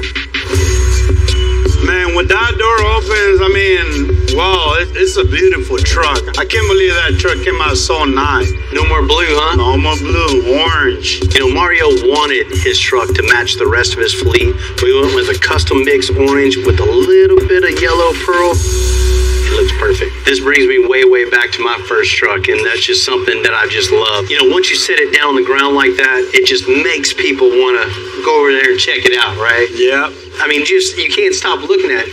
And no matter where you look, every inch of this thing has been customized. On the square body, it's all about that wheel size and the stance and just the overall proportion. So the front, you got to have those 24x9s, and the rear, you got to have those 24x15s. Let's check out the interior. Man, whoa, this is nice. Gone is the old blue, right? No more blue. Can't have that. The color's been brought into the inside also with that tan saddle interior. We replaced every single part and piece in here. They've custom built enclosures for the kick panels and the sub enclosure. It just looks, not only custom, it's classy as well. Yeah. I love the seats. I love the steering. I love the, Check this out. Oh, man. This is beautiful, man. No more 305. No more 305. This is nice, man. This is a 6.2 LS. This thing has way, way more power than this truck needs. Oh, my God. This is nice. You see, it's a brand new chassis front to back. You can look down in the engine compartment and see all the custom parts and pieces that have been built, one off for this truck. The way you guys do the chassis and everything, they match everything, man. Right? The front end's all one piece now. And the firewall's all been color matched, smoothed out, bead rolled. It's a cool, cool truck. I got one more little surprise for you. It's in the back. I know you're gonna like this. Whoa, that's beautiful, man. Right? We had to incorporate your logo too. So there's no doubt whose truck this is. Even in the bed itself with Tim in the bed, just smoothing everything out, building the big wheel tubs, building the big notch cover. To get a truck this low, this is what you have to have. The wheels and tires take up that much space in the bed. It takes a whole team, a whole shop to build something like this. And that's something we're all proud of. When I saw that diamond, oh my God, the whole truck, Man, don't be taking this truck to the job site, man. I know that's what you wanted, man, but don't be taking it. I want, man. I'm not going to put any concrete on top of this bed, man. It's beautiful, man.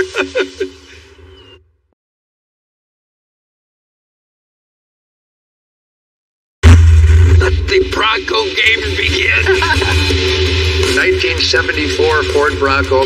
This is my baby. This thing's a fun truck, but it's definitely not a fun truck. We're gonna rip every bit of this totally out and just start over. We're gonna bring this thing into the 21st century. Great Coyote. Should be putting a little over 7 after the tuning. It's a big old motor in a small little place, man. The side-by-side is great to get out and just have a good time with the family. It's time for an upgrade. I want to build an all-tube buggy. If this isn't a ground-up build, I don't know what it is. Oh, look at my girl. Look at my girl. I'm Bill Carlton. I built my first truck when I was 16. And ever since, me and my guys have been out here creating with our hands. Building the biggest, lowest, baddest custom trucks and cars in the game. People don't come here for what they need. They come here for what they want. This is Texas Metal.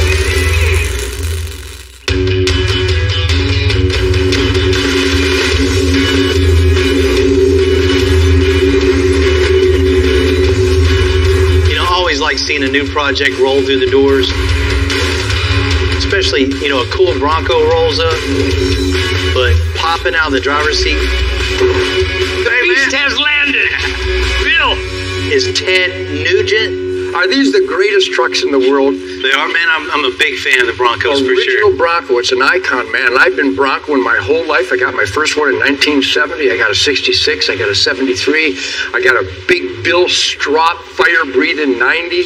I've always had Broncos. I love my Broncos. But this one I've probably had for 30 years. My beloved 1974 Ford Bronco. This is my baby. What you guys do here are miracles of wrenched dreams, and I can't wait for you to turn my beast into my dream. What are you doing with this? Well, I want it to always be an old Bronco.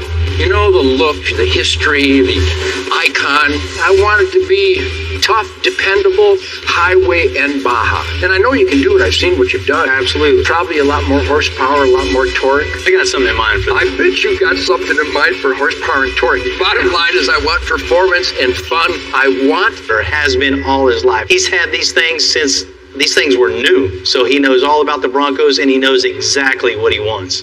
So power. Performance. Reliability is a given. Number one. So underneath this thing, we're just gonna rip everything out and just start fresh. Drive line and drive shafts, heavy duty stuff. Everything 100%, just bulletproof. Yep. I need a Baja capable suspension as if I was going to go race in an off-road race, which I did for about a dozen years. What are you working with under here? I know you pivot as I do on the heart of the beast. And here we have the heart of the beast. It's a beautiful 360 stroker that really performs well and delivers close to what I'm dreaming of. Popping the hood on this thing, you see the engine that's in it. It's all right, but this is for Ted Nugent. It's got to have a lot of power. I think the best thing to do with this is just rip all this out. Every bit of wiring, the engine, the trans, and just start fresh. Bill Strop would be proud. This is going to be fun. I know black trucks are cool as hell, but I've seen some of yours. Deep, dark bronze, copper, and all the accessories keep them black.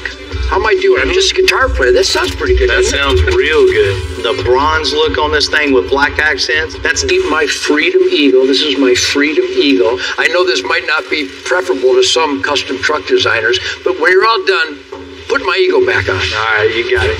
So what do you got on the interior of this thing? Well, you know, you and I share a dream in the exterior, and I'm sure we share that dream on the interior.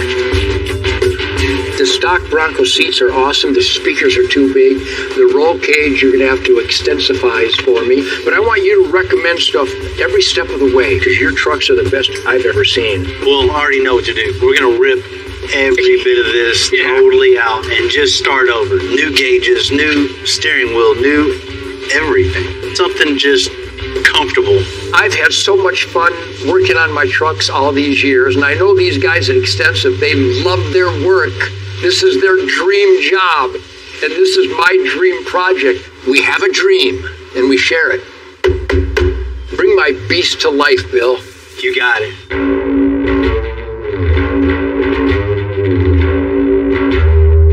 You know, this old Bronco, it was built to be used.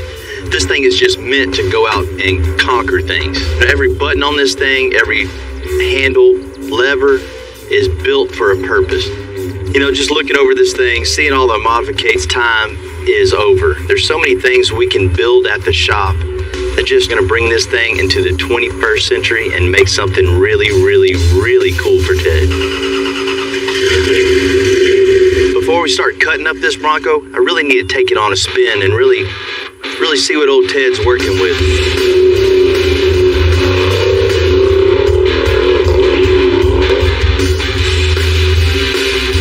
When I'm out on a test drive with a vehicle like this, you kind of feel how much power it has. You feel how it handles, how it just drives down the road. You just kind of see where all the improvements need to be. In this case, everything needs to be improved. This thing's a fun truck, but it's definitely not a fun truck. It was good in the past, but now it isn't cutting it. As you can see, didn't take much to get this thing stuck. We're gonna get it unstuck, get it back to the shop so we can cut this thing up.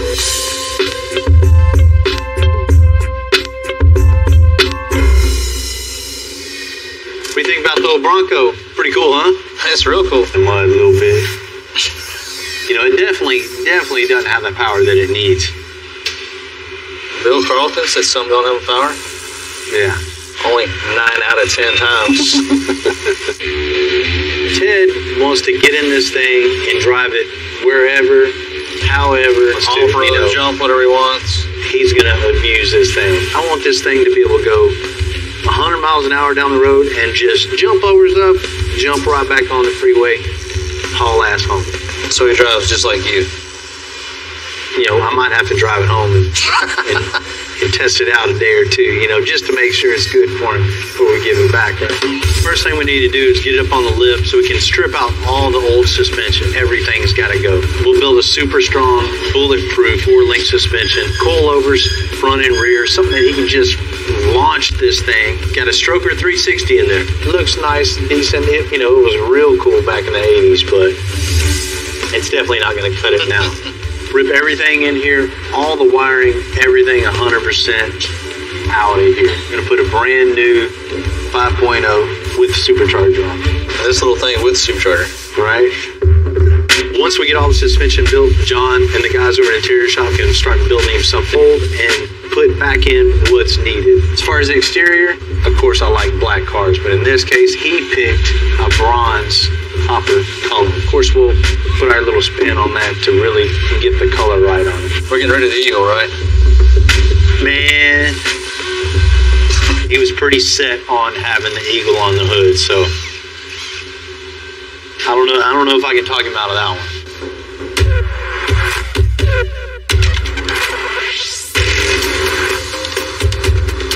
Ted's definitely made updates to this Bronco over the years. But we're going to tear all that out. The old suspension, drive shafts, shocks, you name it. So we can start all over again.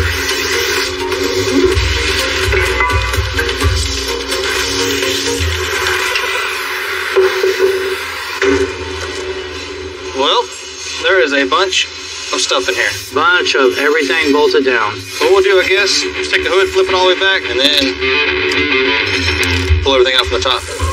So we'll take everything, just fold it over on top of the motor, put it on a pallet, wrap it up, and then we'll get ready to put the Coyote in it.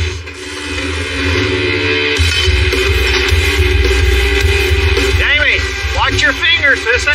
All right, back up. Let me see that, Bravo. Let the truck down some, just a little bit.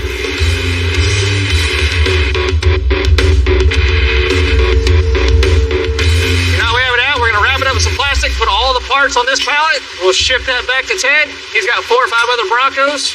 He liked this motor so much, he's going to put in something else.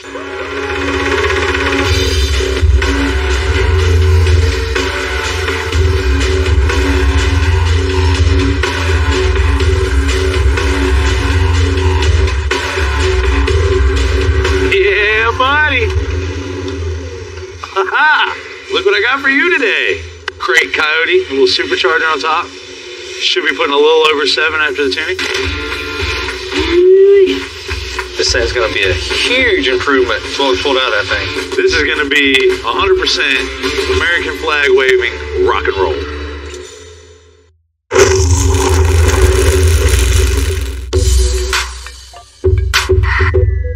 One down.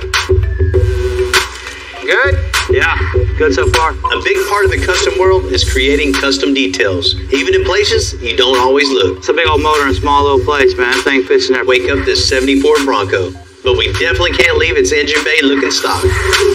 Basically, when you open this hood, it just looks squared. It was bed liner, it just looked like an old Bronco. So we're adding these panels in here. These two here to take up the sides. Now we're gonna do the front panel that covers the radiator. Kind of made a rough template. This will give us a rough estimate of where we need to be. We'll cut this piece out of a piece of sheet metal. It's gonna fit right on the truck the first time. You know, that's a good part about doing what we do, is there's no real book on how to do it. Everybody has their own different way. So with this, it's just kind of free reign to do whatever you want, as long as it makes the engine bay look better. And when it's done and painted, it looks like a lot of thought went into that, rather than just a bunch of scanning and print. What do you think, buddy? You got a cold-ass nose. You know, this is another example of, like, geometry in school, trying to read out of a book, wasn't happening. Now, in the shop, whether it's a suspension, it's placing a back panels, we use it all the time. Hands-on geometry, I love. Trying to figure things out, trying to figure out angles, this and that. If I would have hands-on learned it like this, I would have been a straight A student. See how this engine bay starts, everything hidden. So when you open the hood, it makes all your attention go to this motor. We want to give him 100% effort on this engine bay. When you open it, it's just a wow factor.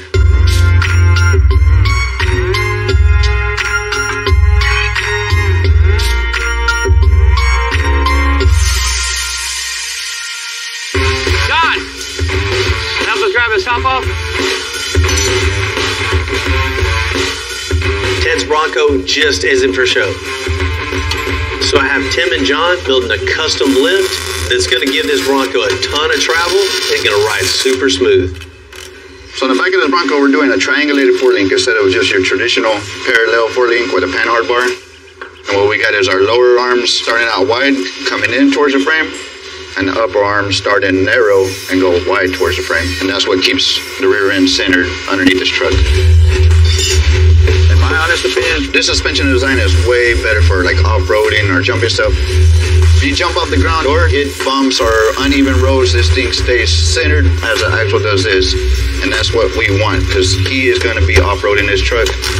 So he has to have the best suspension articulation for it. Now we got a 4-link in place, exactly where we want our rear end. Cycle the suspension up and down. Articulate's pretty good, Timmy. This thing's gonna drive really, really good.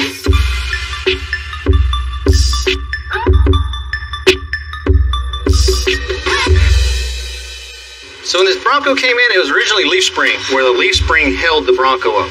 I need room for the coilover to go to here, up, and as you can see, we're gonna run into the body. So I'm gonna come in here where they've already notched it back for their shock. I'm gonna cut the body out of the way, and then we'll have room to mount the coilover however we want, to mount it properly without having to go around the body.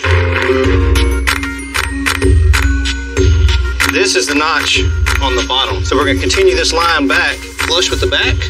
I'm gonna cut this, and this will eventually move out to here, and we'll skin the middle back in.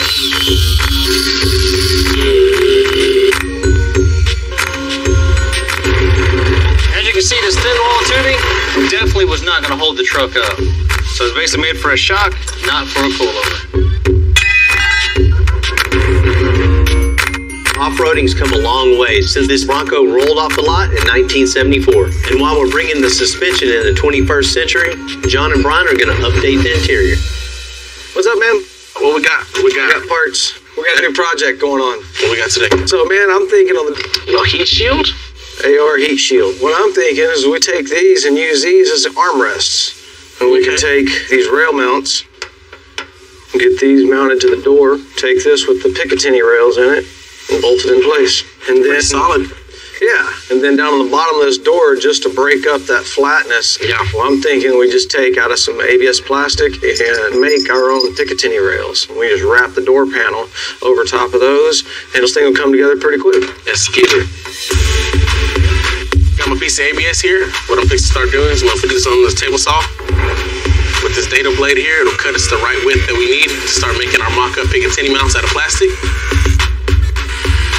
But now that I've got this panel all cut down to mimic the Picatinny rails, now I gotta cut it into thinner strips so it carries the same design all the way through.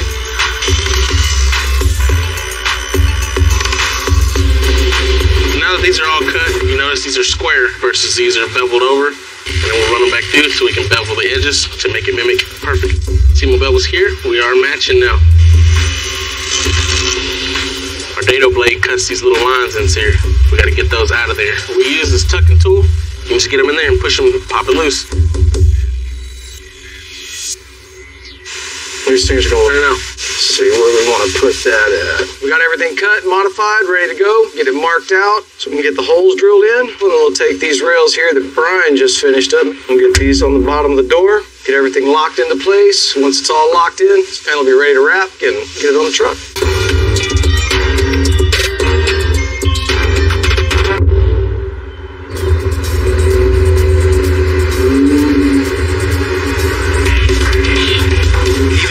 Busy as we are, I gotta make a little time to take the kids out to nature.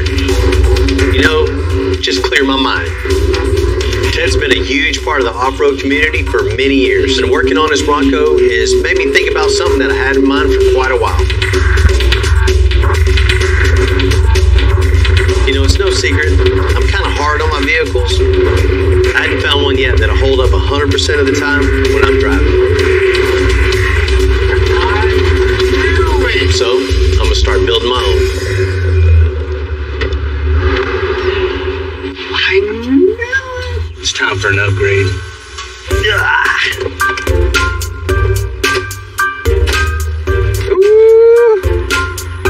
That was fun. Yeah. Are you gonna build one of these? Maybe. It crawls over stuff, but I know we can build something way, way bigger and better. So does Mom know you want to build one of these? She don't even know everything.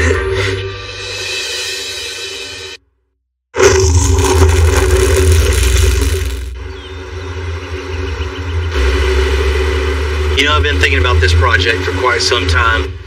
You know, after taking the kids out, this project I'm getting really, really excited about. The side-by-side game has just gotten unbelievably crazy. I mean, these things are 1,000cc, 170 plus horsepower right out of the box. It feels like you're, you know, in a slingshot. But still, those things are very limited. There's always a belt gonna break, ball joint gonna snap every time you take them out. I just want something totally one of a kind, unique, and indestructible. I got some big ideas, some big plans, and I got 4 really big things on the back of this record to get started with. What is this? Those are some big tires. Right? Yeah, 58 inches tall, 24-inch rim. Wow. Man, what are your plans with this thing? You know, the side-by-side, but it's definitely limited, right? Well, with these, I want to build something that's just pretty much limitless. That's really scary coming from you. Right. Really scary. So you want to build a buggy from nothing. We're going to build everything around these tires. That's going to be fun. Big shocks, big 4-link with big military axles, so I'll never have to worry about snapping axle or anything like that. All tube chassis and big Cummins diesel in this thing. Oh, so, diesel? Yeah, just over the top and just indestructible is what I want. You found the limitations on your Baja truck. You found the limitations on your side-by-side. I know you're going to push this to the limitations. Well, you know, you got to test everything out to see where those limits are, right? So does your wife know about this? You know, Keegan asked me the same thing. She ain't got to know everything. Right? All right. You know, most of the time, you're starting out with a car, a truck, lifted, lowered. You got a kind of idea of what your parameters are. On this specific build, we're starting out with tires. That's it. Pretty much all of this build is in my head. One of the first things when you're designing something like this, it totally depends on the wheelbase, the stance. You know, once you get the tires in place, once those proportions look good, first you get the floor built. You figure out where the engine's gonna be. You figure out where the seats are gonna be. Once that's established, then you start building the cage itself. Then you start building the front end around the engine. Then you start building the rear end around shocks. All that comes into play, and you can only establish that in stages. Once you establish all that, you can actually start cutting some metal and start building.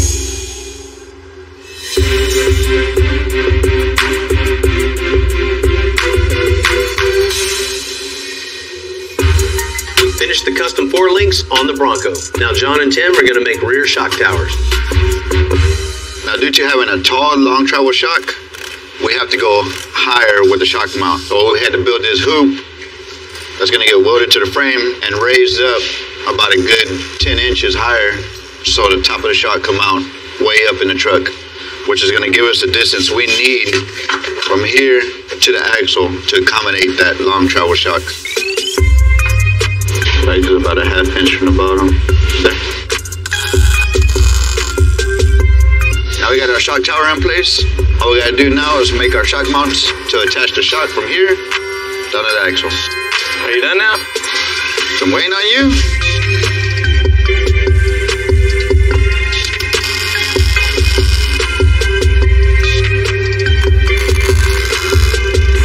Now I got the shock in place, set up at right height. Now I just gotta add some reinforcements to the shock tower that are gonna go a little something like that and connect it down to the frame.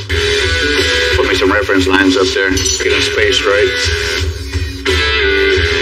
Got cut on that line there.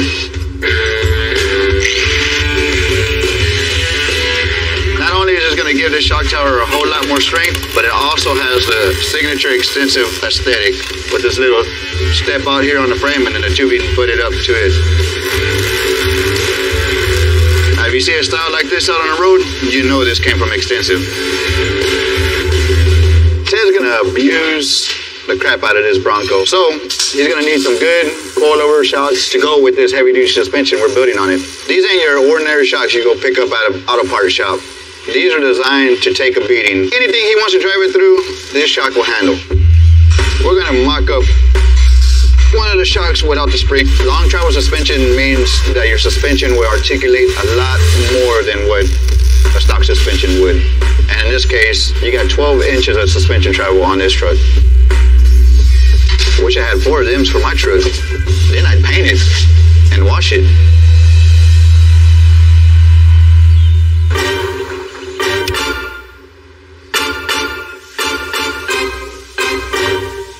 Nice. All right, so we got our new foams for Ted's Bronco. These have been modified a little bit. They've got these bolsters made into them to help hold him in the seat a little better. What we're gonna do here, we're gonna take our foams. We're gonna start drawing out our patterns on this so we can get it all figured out and get everything to size. That way we can take that and transfer that from our foam into our material. Then we'll have something to sew together. I'm just transferring my patterns into this chipboard here for my insert. We'll cut this out. So what I'll do is I'll just use these pieces to get everything lined out and drawn out on top of my vinyl. All right, got it all drawn up. Everything's laid out. See what I'm gonna do? Sit down and start sewing. Put some thread in this material. Pretty intricate on this because your last stitch will land exactly on the point where you want to turn. Because if you're off on your turn just a little bit, it won't line up with the next line. Then your whole pattern gets off.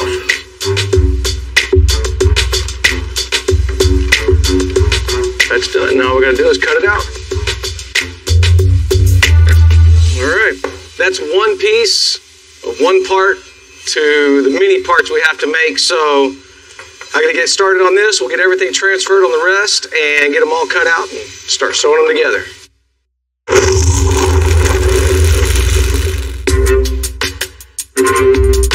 With the new Coyote custom shop shocks, suspension, it's really important to keep the Bronco running straight. And John's working on that right now. Now that we're done with the suspension, all we gotta do is add the steering shocks to stabilize the steering. With these big wheels and tires, you need some kind of absorption to absorb all the shock that the tires are gonna be going through. So we're gonna put 2 of these in line, as so, and these are gonna take all the shock out of the steering. So I got my mounts cut out, and these are gonna be placed here, centered with the differential.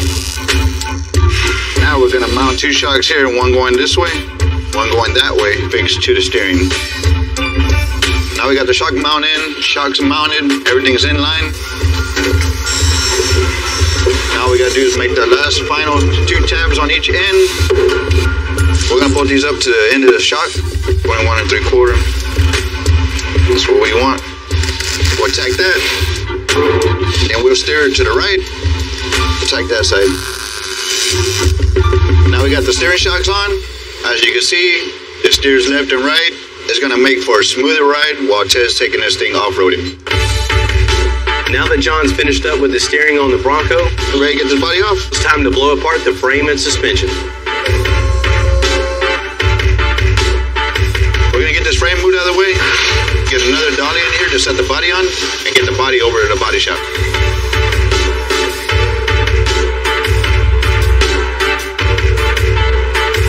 The chassis out from underneath the body, we got the shocks off out of the way. It's time to finish welding everything out, since everything's just tacked in place for now.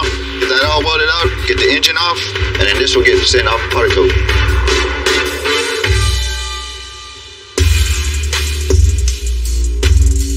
You know, I've never built before. I want to build an all-tube buggy. Of course, with any project, you want something, you know, pretty much indestructible. You got to start out with some indestructible parts. So I'm gonna meet up with a friend of mine, Charlie. He's got some military trucks in his property, so we're gonna dig around, see what we can come up with to really get this project started. What up, Charlie? What's going on, Bill? Man, I need your help. You know, I want to build a buggy, just something I can take anywhere and do anything with, just something totally indestructible. And I know you got those military trucks back there. What better axles to use than those big old deuce and a half? I got them hid back there in the bushes. It's growed up pretty good, but we're going to have to get past the guard donkey. You got a guard donkey? I carry carrots, so they don't bite you. Me and Bill go way back. We've been friends for about 25 years. They called me. I had a tow truck at the time. I went out there and he had a truck, the airbag blowed out of it. Man, you really do have a donkey. Got it up on the truck, got it hauled to the shop, dropped off without any damage to it. We've been friends ever since. Here's a carrot. You're going to have to become his friend 4 days up. Come here, buddy. I got a donkey because the donkey is loud. You can pet him, it's barking all the time, but when you hear my donkey holler, you know somebody's in the yard. Man, he don't look too bad, Charlie. So all you need to do is bring some carrots and I can have whatever I want, huh? Yeah. Cool. Where are these axles at? Back here in the back. Charlie, you got crap everywhere. I got a hoarding disorder. Yeah. That's a totally different show. This place, I've been here about 20 years. I collect a little bit of everything. I got boats, jet skis, front end loaders, fuel tank, Volkswagens, Jeeps. What are you gonna do with this? Thinking about making a restaurant out of it one day. Well, you know, I might make a hunting cabin. The houseboat, I was gonna take it out to my place on the lake, but the community rules didn't like the idea of me bringing it up there and making a cabin out of it, so this is as far as it's gotten. Well, here she is. That's exactly what I need, Charlie. Weighs 2.5 tons? Yes, sir. You got a tree growing through this thing. How long has this been back here? Well, we count the rings on that tree. It'll tell you how long it's been sitting there. Well, this is it, man. You know, I can't haul this thing. No, I'll get the loader and drag it out. Man, I know you're going to give me a good deal on these things. I'll figure out something for you to trade out on. You might have to get some carrots from a donkey. All right.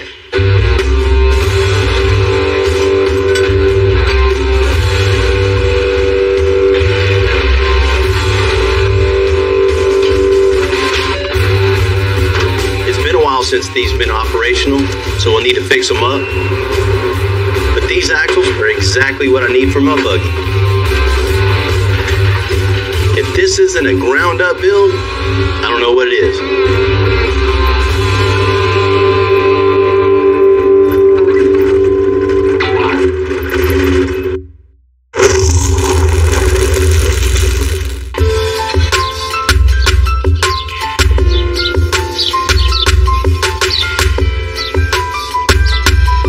So far, we have axles and tires for my off-road buggy. Because we're building this from scratch, sourcing the right parts is even more important. And the list, it just keeps growing. What's up, boss? What's up, man? Need some parts For your buggy? Need a lot of parts. Got the diesel engine. Diesel family. Bring the engine. Bring the trans. We got tires. We need column, steering wheel, seats. Because all of the builds in my head, each part we get just kind of influences the next one. We need wheels. We need big wheels. Gotta have to make them. Yeah, we're gonna have to have somebody make those. Yeah.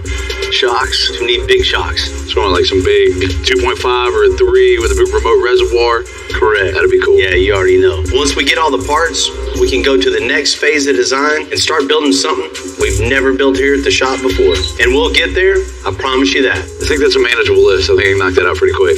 With this being a personal build and us being as busy as we are, it's going to be slow and steady. You know, I finally want something that will hold up to my driving. That's a tall order, but right? That's what we got to do then. That's what we're doing. Right on. I'm with it. We're doing it. It's going to be awesome.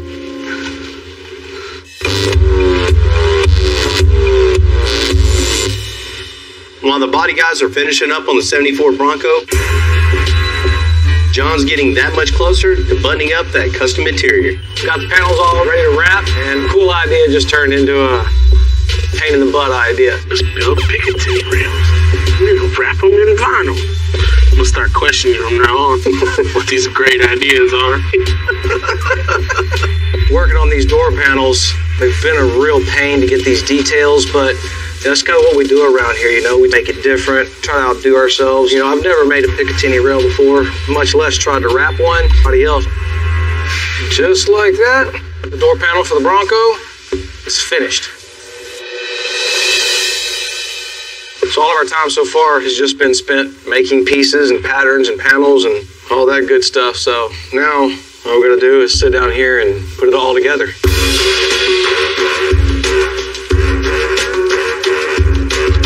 Wanted to personalize these a little bit for Ted. Had the embroidery shop embroider his logo directly onto it. It's gonna look pretty cool on top of the seat. All right, that's the last pieces of the covers for Ted's truck. Test fit these, just make sure they fit just right. The logo turned out really nice up here. Gives it a nice personal touch. Everything worked out good. The lines are nice and neat and straight. Get this thing buttoned up. We'll get them in the truck and we'll be just about done.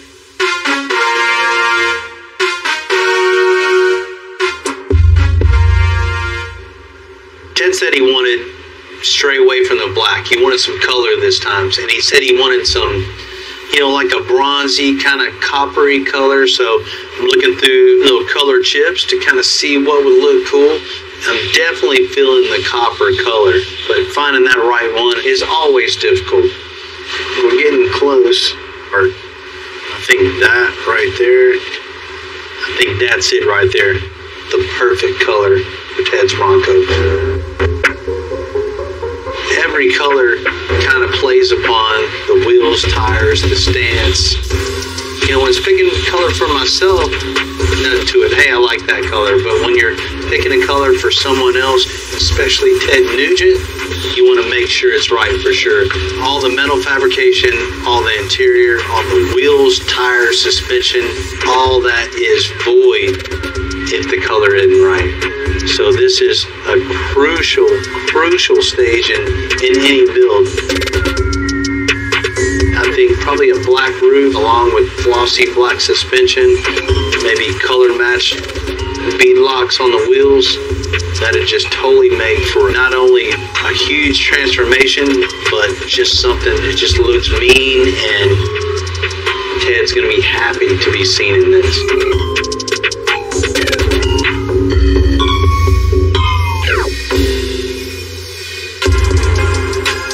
Ted said he wanted to transform this Bronco into a beast. And seeing the rolling chassis come together, new wheels, tires. Too much right there. You know, I don't think you could call it anything else except a beast. There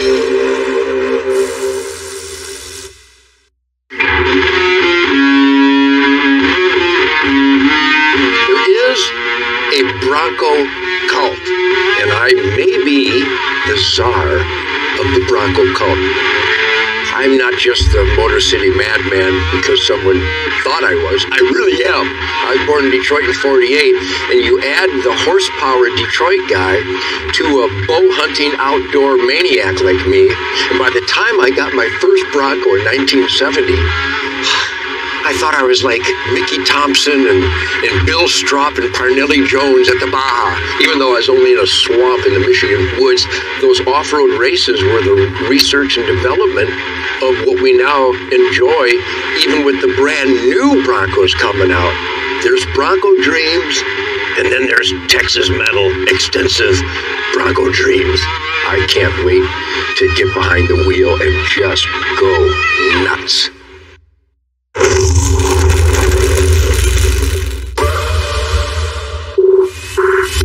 74 Bronco. But before we give it back, I want to surprise Ted with one more detail that I know he'll love. That's a whole lot better place than the hood. That's pretty cool. Freedom Eagle.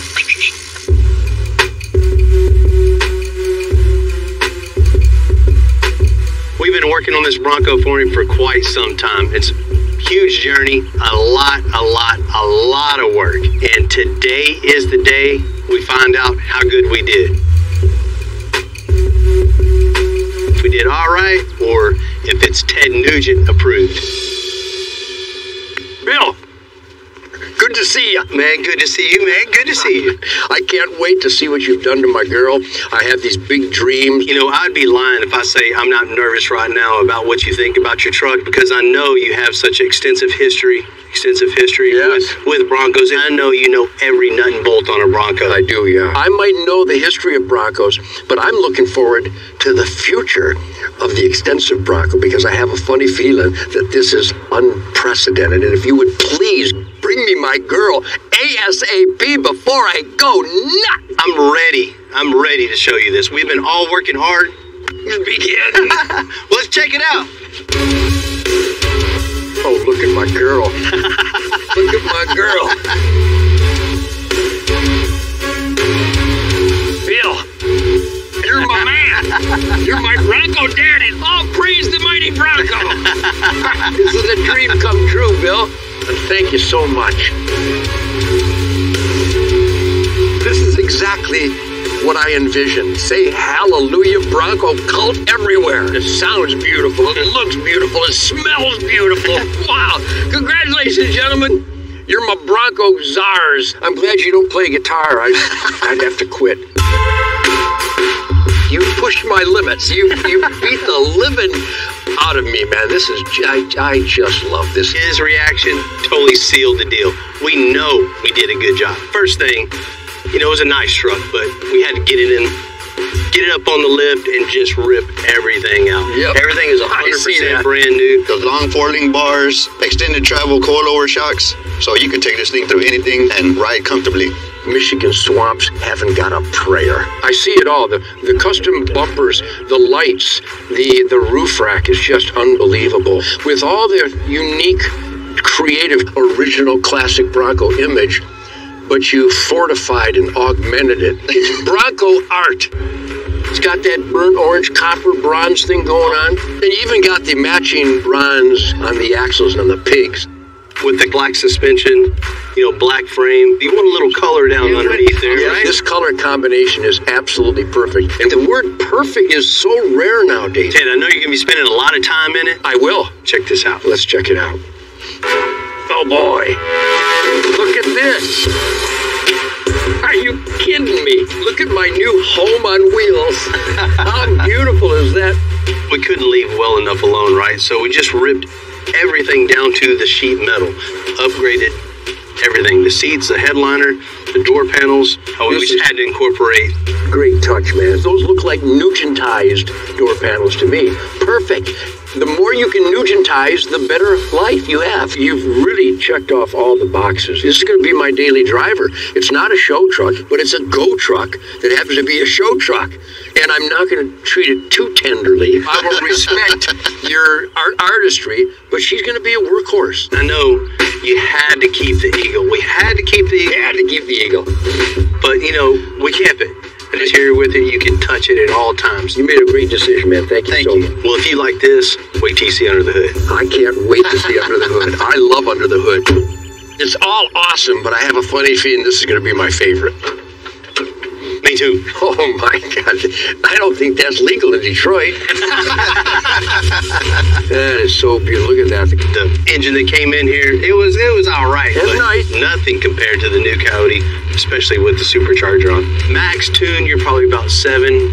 That'll do. Pushing a little over 7. That'll do.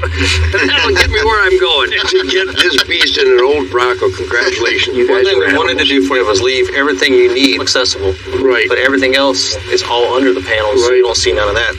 Out of sight, out of It's mind. an engineering masterpiece. Again, this is the way everybody should do it. That engine compartment is so clean and so efficient. What he does to the engine bay, it's literally artwork. I had visions and outrageous ideas, but you guys actually kicked my ass.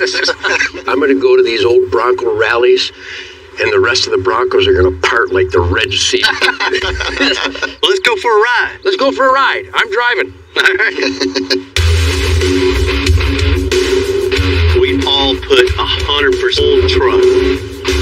It's a huge honor for myself and my team to put our skills, our passion, and our just love for what we do into a project like this. You know, it doesn't get better than that.